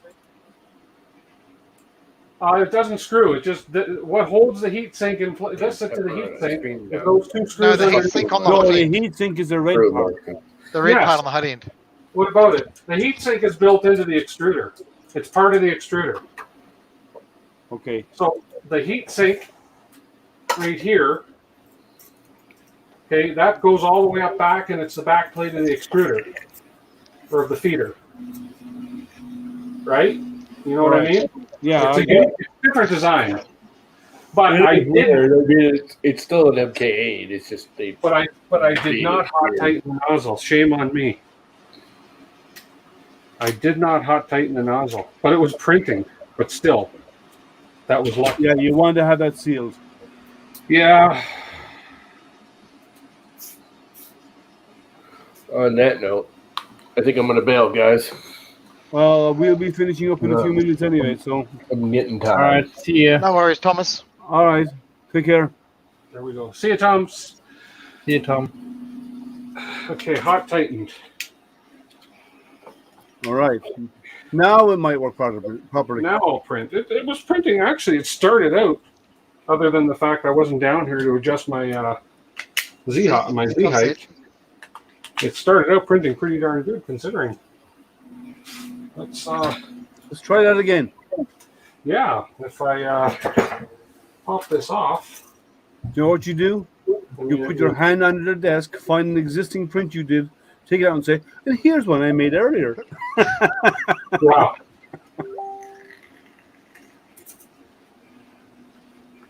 Yeah, it's still okay. Let's just put this back on again. Yeah, okay, here we go. I panicked when I saw those 2 screws sitting there. But then I realized I had all my hot end drawer open, so anyways. You don't want to go back on too easily, do you? You know what? That's just the fan. There. For a test print, I don't care if I have the sock on. I'll put it back on when it's cold. Normally, thermal runaway tends to be an issue. You might get thermal runaway if you don't have it on. Well, we'll see. I'm a rebel. We've noticed. A rebel without any fingerprints, you just burned them off. I'm pretty sure rebel isn't one of the words I would have used to describe it, but it's a word. Well, he's a rebel without fingerprints because he just burned them all off. I'm going to do owl pair instead. Okay. Oh, this holds at the front. Okay. Yeah, well, let's see while that's heating if I can maybe sneak this on. Watch, burn fingers. Watch for the blue smoke. Have a little faith. We've been watching you do this all evening. Come on, we've also been watching you build your rat rig, so you think we've got some faith? Yeah. You shouldn't be making such demands of us, man. After you know what it's like. Oh, come on, guys. Stop picking on Tim. It's all right. He'll do it to us, so it's fair. He does. Payback's a bitch, they say. That's But okay. don't forget, this isn't Tim's live stream, so he can drop does the beans, Klingon break, say blow it? up anything he wants, Who but does it's say not how the Tim's live stream. Klingon say it? Oh, there we go. Revenge is a dish best served cold. Yeah. So if you invite him to dinner, he expects a hot meal. You just give him some kind of cold food, like That's not what he means. ice soup. Lots of ice. Because Tim knows poutine has to be hot with lots of gravy and extra cheese and bacon bits, right? I still did misplace a little hex key, though. It probably fell. It's a tiny, tiny, tiny one. So when it moves in It'll a be certain wrapped around the back direction, of your drive belt. You'll find it. when it moves in a certain direction, you hear it grinding. Now you know where you're Yeah. clear. I got lots of spares. I don't care, but yeah, it'll show up. It's under something. I know. There's Dropped it into no. the B slot. There goes the camera. There we go. All right. It's all one thing after another, Tim. I have a question for you. There's no bed springs on that printer, right? No. Okay, do me a favor. How heavy is that printer? Well, the Pretty handles heavy. are on it right now. It is, maybe 18 pounds. Turn it upside down and watch it print. No, Turn it no. upside down. Lift it up. There was the Allen key under the printer, under your left-hand side, I think. We lifted it up. This? No. Oh, Piece oh, of no. element. Okay, looked like a small Allen key. Yeah. Put it upside down, let it print. All right, well, now, let's see if I get my hot end issue fixed first. You said it was printing, so Well, it is printing. we can print upside down. Yeah, I just got an option, baby step, 0.1 millimeter down. Needs to be a little lower. There's only step in 0.1s. No, it steps in 0.01, 0.1, 0.05. Okay. Oh, good. Make sure there's enough filament out of there for it. Okay, let's see why do I think I'm gonna regret this? Okay. Just be slow, tilt it to its side very gently and spin it over. Oh, you have spoon holders on top. Wait, no, can't do it. You mean lay it on this side, you meant? Yeah, on its top, but you can't. Don't worry about it, Tim. Yeah, You just but, watch it get. but I can just do this. And the print's falling off the bed. Is it? Yeah. Then you didn't get good first layer adhesion then. Not on that one side. Oh, it's only the one side that's falling. That's okay. Now I'm off level. What should I put it down on? You'll get a power cable underneath. Yeah, that's what I did. No, but because there's no leveling springs on that, because there's no bed leveling springs, hanging it upside down, it's ideal for upside down printing because there's like there's no way to pull the bed down anymore because the bed.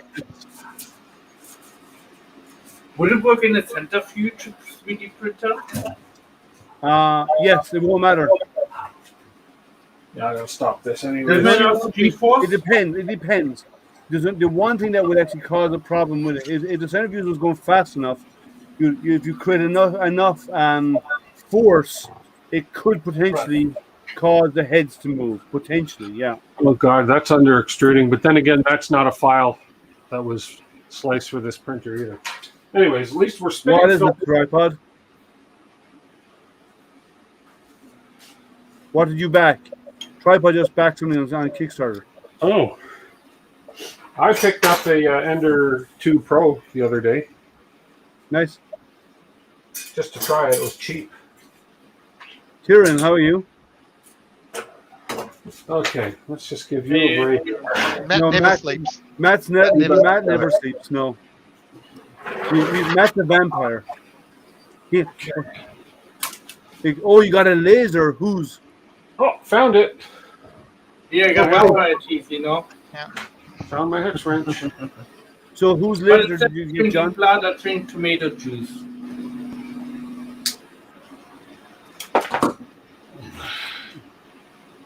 I'm waiting to find out if John's going to tell us whose laser he bought. Oh. He said he just picked one up on Kickstarter. Pew pew. I don't think Congo's going to be a Kickstarter. So It's pretty expensive. Oh, you got a fiber? Is someone got a fiber on Kickstarter right now? John, you're supposed to be saving for your rat rig. Apparently, a fiber laser comes first. Yeah.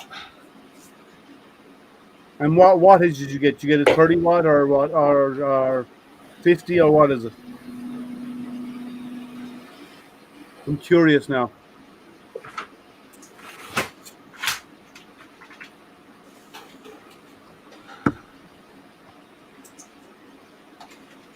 See if he tells us.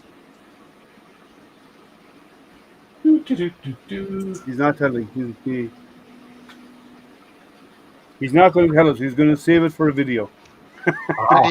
Pretty expensive. He doesn't want to say it in case the CFO may see it. Oh, that could be true. Yeah. He's looking for permission, for forgiveness, not permission. Exactly, but doesn't want to actually look for committing suicide if she finds out how much it costs. So. You see, if you do it before it's shipped, you can cancel your backing. You can cancel and withdraw. Yeah. Did you get the M1 Mini? Let's have a look and see what lasers are available. Let's have a look on M1 Mini all metal engraver with industrial grade quality. And M1. M1, and it is, to get it, you got to start at $12.99. Okay, there's one here. There's an OKU disc engraver, laser cutter engraver on Kickstarter. That ends in 7 days. There's a M1 metal engraver, correct? The M1 is the M1 was actually shown by what's her name? Naomi demonstrated the M1 a while back. Yeah. A few weeks ago, I saw it. Yeah, she did. They're $2,500, aren't they? 1,200 US. Yeah. That's not bad. Well, what is it? Oh, hang on. No, the MR Carve, Super Early Bird's 1,300. The Early Bird is 1,500. The normal is 1,700. Well, what wattage fiber is that? Let's see. It's a 2 watt. It's a 2 watt for the M1. Oh, it's only 2 watt fiber. So yeah. that will only surface mark then. That won't do any more than the surface mark. And it won't be pretty shallow. Yeah, it'll be pretty shallow, but it'll still cut pretty good on aluminium or something thin. On metal it will only barely mark the surface because the 2 watt's very low. You need ideally a 10 watt or greater. It's not a fiber. It's not the fiber laser. So let's see what else do we have. It's not the fiber. I gotta Okay, run. there's- Lou. I gotta do babysitting duties now. It's bedtime. All right. So Please I'm don't glad sit me, baby. I'm glad I could provide entertainment for y'all. So, It was yeah, good. there's It one was fun. on here, the We're looking forward to OKU your disc Sunday, what your laser Sunday and might. engraver. Yeah. And that one's retailing at around catch you later. 1,600 Okay, then. euros See you later. Have with a an good one. additional 400 for the air filtration. For which one? OKU is its name. Is the And company. what kind of laser is that? I'm just looking to see what the specs are. Laser engraver cutter, material felt, stone and ceramics. Where's the spec sheets? Down, down, down, down, down. Laser cartridge is detachable, replaceable. Is it what type of laser? Is it I'm still diode? looking Is it down. I'm fiber? still going down the list to find the specs for it. Here we go. Is Diode. DPA 7.5 watt diode. 7.5 watt diode. Oh, that's okay. So that's 7.5 watt is 30 watts input. Yeah, 20 watts, equivalent to a 20 watt CO2. No way. It's not even close. That's what it says. What it says and what it is not. That's not even close. I have a K40, and there is no way. Even at 10%, my K40 will wipe the floor with any diode laser, and only 5 or 10%. So you got a pulse with it. Oh, hang on. And it's an IR pulse, an infrared pulse laser is what Tripod's chasing. Is it DPSSL? I think is what they call them. Tripod said it's a Yeah, I thought infrared it, yeah. pulse laser. Yeah, I think they call them DPSSLs.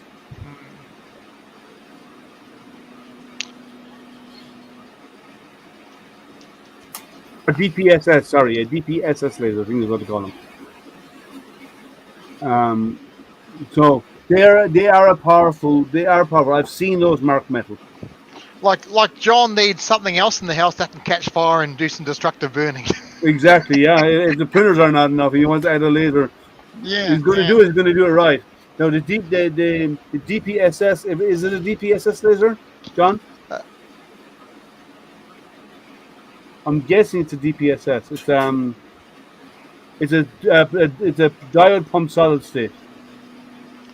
Lower wattage than a fiber. Yeah, they are. But they are higher. They give out their output and their energy is higher than a normal diode.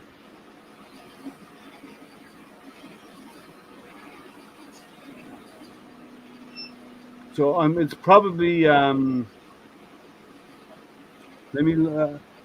guessing it's one of those diode pump solid states.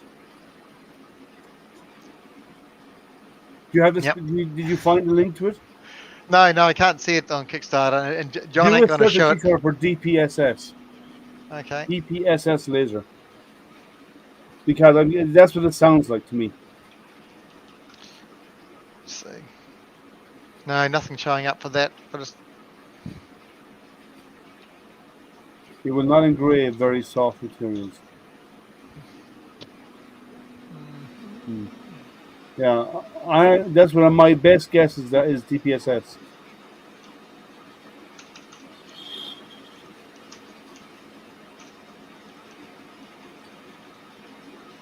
So we're all curious. You're going to share the name of it, John?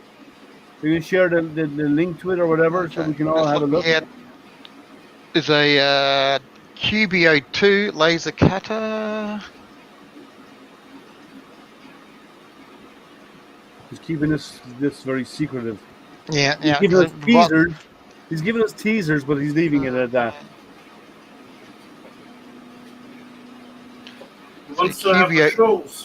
QBO's got one, then it's also around $1,400 US.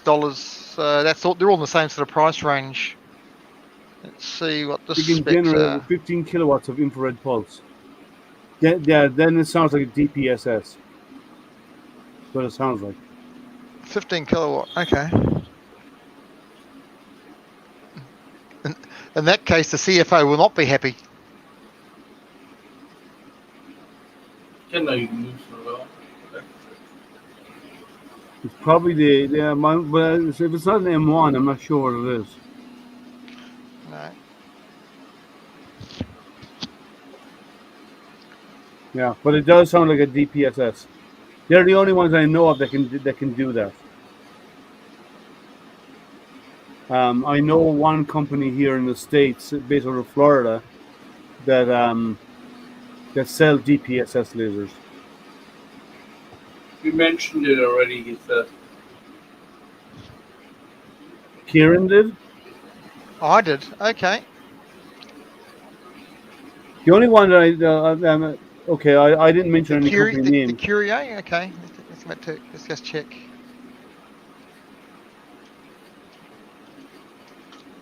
Let's just jump back to Kickstarter. Because if it's not the M1, the only other ones I only said two other ones. It was the Curio and which other one? Yeah, just go check it. What the other one was. All right, guys. I say good night, and All right, see Matt. you on Saturday. There was the OQU, and the other one was the what was it?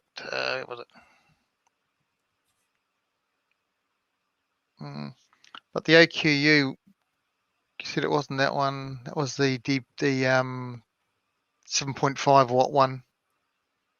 Yeah, that's an ordinary diode, I'm guessing. Yeah, and the other one was, where was it?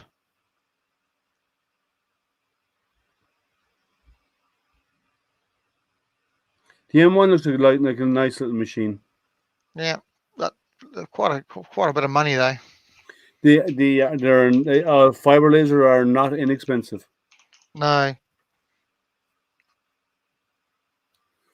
but they can do a lot, and they've got a lot of power, and they can etch into metal. yeah, that's And why if you do higher the wattage, you can do a lot more.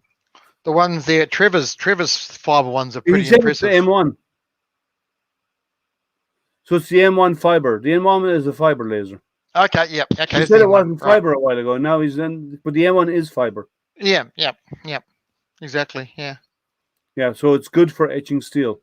It will Yep, it will do aluminum. It will do onto normal steel. It will actually do anodized Glass. You do material, glass with it. leather. It'll do glass. It'll It'll do do glass. painted materials, It'll do ceramics, tiles. It will do tiles as well. and I also don't know. cut. It'll cut reasonably as well. Yeah. Now, but that's based on like frequency, because in a fiber laser, you're not just setting the speed and the power. You also have to choose the frequency of the laser beam. You have those three settings that you have to do in a fiber. So, but they normally have guides on what materials and what does what on different materials, you know. But and then focusing is moving the gantry where the laser beam comes out up and down. Fixed No, nozzle, yeah. No, it's not mixed. Fixed- No, Fixed you focus. Sorry, fixed focus. So you move the arm. Yeah. you move the arm up and down to change your focus. Now, in most of them, I don't know about the M1, but in most of them, you can actually change. Yeah, it has really good resolution. Now, some of them, and check with them if you're since you've already subscribed, back them. Ask a question: can you change the lens to give you different focus? Because fibers, they operate by having a series of mirrors that move really fast in the head, and underneath that there's a lens, and that lens dictates how wide you can an object you can engrave or focus on. So by changing that lens, you switch out and you can go from a larger, wider object to something far more smaller and more focused. And the wider you go, you lose some detail. But if you get really, really narrow, you can keep a lot of detail. So you ask them, can the lenses be switched? Some you can, some you can't. But like the ones where you pay $2,000 for, you can get. You can actually screw on different lenses on there, and the different lenses will give you more confinement of the beam, which actually provides a more detailed etching. Not too sure why, but it comes with 5 small focusing plates and 3 large focusing plates. Not too sure what they mean by that. Maybe just for bases, so you can change the height. Strange. I don't know. I haven't looked at the M1. Let's go back and look at the Amy's video to see what she does on her video for it. She just So that- etched material on it. She set it up and she etched it, and she Yeah, had an it was pretty- enclosure, but she didn't talk an awful lot of detail about the options that came with it. No. So I actually spoke with those guys, and again, I didn't get a lot of details, but I know that I saw Naomi's video. Yeah, I saw that as well. She didn't It go was over the quite. It details. did a very nice, clean job too of the Well, it stuff. It does, was yeah. putting very clean. Yeah, with the Yeah, it with does a the really nice clean job. mm. Okay. Yeah, At the, I have to go back and look at it. I haven't looked at the Kickstarter video. I'll have to look at that one. But I no, did see no. Naomi's one on it. There's a video. Here's a video. Let's have a look. But yeah, because I like to see what I'm guessing the different plates could be focus points, for the size of the material, the size of the area you want to engrave. But they had that laser, if I remember correctly, has a fixed X and Y marker on the bed, and whatever you put in there is what it engraves. So you can align your parts. But looking at it, does see even with Niam, it was doing quite a variety of thicknesses and curves. It would do some curves quite nicely as well, curved shapes and that. So it looks a real nice little unit. But there's no way I could justify dropping that sort of money on something like that. There's no rotary in that as well, I don't believe. Now, it does do curved. It does do partially curved objects, but I'm not too Well, you sure. can do that in any laser, but the further away you get along the curve, Yeah, your focus point changes. yeah, of course, yeah. So your accuracy and the quality of what it does will diminish as you go further out along the arc of the curved surface. If it's a slight curve, it's fine, but if it like a mug or a glass, if you try to do a large image Then on you have that, to go like you have to have a rotary. Trevor's with the rotary adapters on them. Yeah. Yeah. Yeah.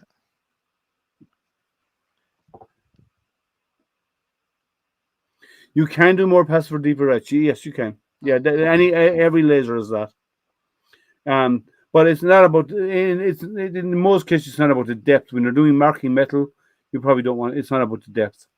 But you can make nice little maker coins and metal engrave them, and use them for as giveaways. You know that they'd be nice. Business cards, all that sort of stuff. Yeah. I don't know if anyone has seen the one that was engraved by Trevor for Jerry. The coin, yeah. The coin was really nice. Yeah. But that was either a 30 or a 50 watt laser. All right, I think I'm going to wrap it up. We've been going for over 3 hours. No worries. That was fun. You probably have work to do, do you? It's your working day, is it? Yeah, it's working day. Well, I had to come home because my car decided to die on the motorway, so I had to manage to get it started. And so I've got to get a new coil for it. Looks like the coil losing spark. Oh. So that's what I got the road and buy a new coil now. 4K lasers. What do you mean by 4K? You mean resolution or? I don't know. Trevor's lasers are quite expensive. Yeah, $4,000 lasers though. Oh, by money. Oh yeah. Well, I think you can't slip that past the CFO, John. One of those. You can put it as part of the garage upgrades. 4,000 or higher, because I think the 4,000 one is his 30 watt. I think it's 6,000 or 7,000 for his 50 watt. Because he has a 30. Trevor has a 30 and a 50. Yeah, because those ones that coins was cut quite deep. That's about 4 or 5 mils total. Yeah, I think it was a 50 watt was done. That was done on. Yeah.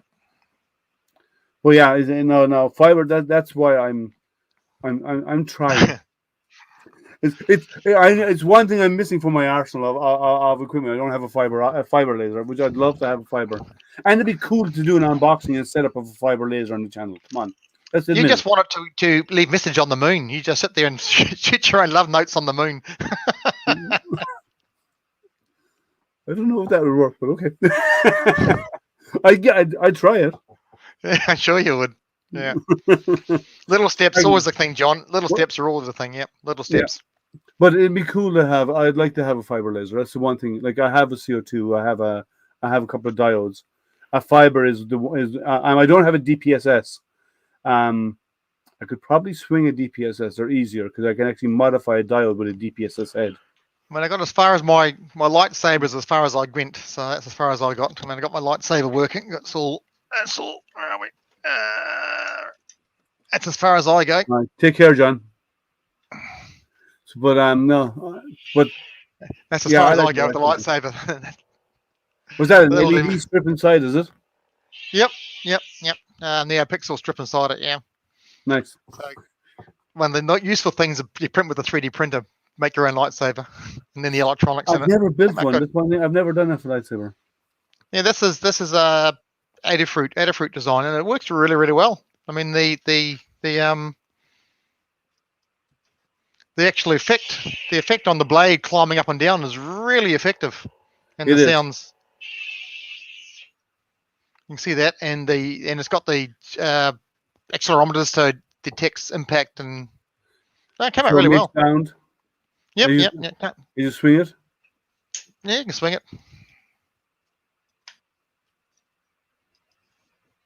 Battery's flapping it though. Yeah, it swings and impacts, and will clash away.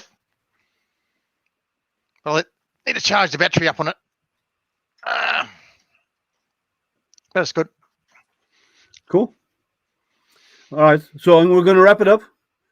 Thanks everybody for hanging out, and Kieran for being the long stander. Last man standing. Last man standing. Get your money's worth. Yep. And again, thanks for that thing on Tim's. The win No, on that was Tim's. didn't care who won it, but it was just Yeah. a thing for Tim to have an international giveaway, which is nice. You know, Yeah. and it means with the Amazon card, you can get it from anywhere and not worry about it, which makes it a bit Well- easier if someone wants to win something. Yeah, and it's going to toys. That's where it's going. Fair enough. Fair enough. Anything I win is going to that. So anything someone gives me filament, that's where it's going. Which is it's a good cause, and it's they'll be chuffed out of your box, your couple of truckloads of stuff turning up. I don't know if they'll be that many. You'd be amazed how small some of those toys are. The trains are sizable. Some of the others are pretty small objects. Well, that's So good. You're doing the trains and that, because that's the thing. A lot of people doing the small stuff, but the bigger stuff, which is the more robust stuff, the kids enjoy more. That's good having a lot of those. I'll tell you exactly how many trains are printed. Let me tell you 1 second. But do I have it here? Oh no, I don't have it open. I thought I had it open. But there's not an awful lot of people printing trains. I know Jason is doing some. Yeah. There's a couple of us starting to do them, but most people are printing the small stuff, and so there's a lot of small toys. Their goal is to reach 50,000 toys. So I'm approaching 1/50th of that. So I'm over 900 is what I am right now. Which is amazing, really. Yeah, it's cool. The trains slow you down an awful lot on the number, but the product you produce is really nice. The trains are a beautiful design. Well, I've downloaded that model to print off, but I've got to do one for my nephew's baby. Cock Spring's got a train, and all the carriages have inbuilt wheels, retained wheels. They open, the doors open, they tilt, things like that. So I've got to put that together and send that over to him. See, this is more and more reason for you to have a second printer. You have all these other projects to do for other people. You don't get to do your own prints. Oh, yeah, that's it. Yeah, as long as the wife's happy, it's all right. At least I can buy plenty of filament, so that's the main thing. Yeah, but still, you need a second printer. What you need to do is see that photograph that's on the wall, the art. Yeah, it's on the wall. Move the art to a different wall. Put a shelf above it, and put a printer on top of that one. I can do that as well. But no, I'm fine. I'm happy with the one at a time. When that blows up, it'll be an upgrade. So. Well, if you're going to upgrade, you better upgrade to a Dydex. My favorite printer is Dydex, so. Yeah, that's it. But at least with this one, no issue with the resin and the fumes and stuff. So that's one. I mean, I like to have a resin printer, but I can't justify it. And it's just the added mess. I mean, yes, they're nice, but the quality is nice, but the added mess and the post processing is a pain. It's not that bad, I don't think. It's messy, but that's about it. Yeah, I've got nowhere to put it. I haven't got a garage or a shed to set it up in, so I don't want to do it in the house. Yeah. Well, what you do is when that one dies, you'll buy the rat rig. What? Well, by that stage, I had the meter by meter one by that stage. They probably will, but that'll be 40/40 extrusion, and you'll have to set up your office somewhere else because this room will be Yeah, taken I out of know. that one I corner. had the office inside the rat rig frame because it's big enough. So yeah, so when you're cold, you just heat the bed because you'll be sitting on it. That's funny. Yeah. All right. Because what the rat rig? Because it comes in the 500, 400, and 300, doesn't it? Yeah, but if you're going to do it, you might as well go all the way in. I can do 500 by 500 right now. But what am I going to print that big? Unless it's going to be a full size droid. A full size That's about R2D2. it. That's it. Yeah. But what else do you want to print, man? That's the ideal, right? Actually, that reminds me. Did okay. You know, got to start small and go big. You know, that's the way it is. Yeah, I need to reach So, out to Mike. I need to reach out to Mike Bedelli to see if he's interested in working with me on the track system for the scope. But that giant Tito that Sam's working on starting to get pretty wild looking. It is, yeah. See, Stephen even says the 500. See, we're all you're outvoted. We just voted. You're going to buy the 500 next. Okay, so but let me just start my Kickstarter campaign to raise the funds. A GoFundMe is what you want. A GoFundMe. Yeah, GoFundMe. Yeah, that's a take pity on me. So you need to earn about twice the amount of money because if the printer is 1,500, you need to earn about 3,000 because half will be tax. Yeah, that's the thing. Or trying to get shipping would kill me. Shipping over here would kill me. That's It'd the be thing. really hard. Because you just couldn't get it. I mean, you can buy the components because they had the pick list, but some of the stuff you can't. could probably buy everything local and 3D print the parts yourself on that printer to print the big one. The cost of buying just the extrusion costs an arm and a leg down here. Even though we make aluminium here and do the extrusion locally, just getting it shipped over. Why didn't you get it from AliExpress? Some of those places offer for free shipping. And we make it in Australia too because we got aluminium smelters here. We make it here. Yeah, but it costs an arm and a leg. Why? And if you buy it there, it's going to cost you so much more. No, buying it locally. I'm saying we make it locally in Australia. We make the We can get locally made extrusion. I know, but it's still expensive, isn't it? Yeah. Everything over here is expensive because everything costs a fortune to ship to Perth. Well, yeah, because you're on an island. Yeah. Because you're on an island, everything costs more money. Yeah. So Perth's an island. West Australia's an island inside an island at the moment because we don't have trucking gets bad, flights get bad. So we're all locked down over here. Well, keep everybody else out. Are you still on lockdown? No, we're not. We're not locked down. We can do what we like, but no one else is allowed in. We keep everybody out. So you've actually locked down the city? No, lock down the state. Keep everybody out. WA is fully open. We can go to bars, pubs, movies, do what we like here. Restaurants, no restrictions. Okay, so what do you mean by the states locked? When you mean like Australia? We keep the riffraff out of the state. But they let you in, so. Well, I sneaked it under the border. I tunneled from New Zealand, so that's okay. That's a long way to do. All right, let's wrap it up. No worries. I'll catch you later, Liam. Yep. Thanks, guys, for hanging out with us. Cheers. And remember, like, subscribe, ding that bell, so you get notified when I go live. If anything gets delivered for unboxings, I will post those. Thank you all again. Remember, stay safe, stay healthy, and stay printing. Thank you. And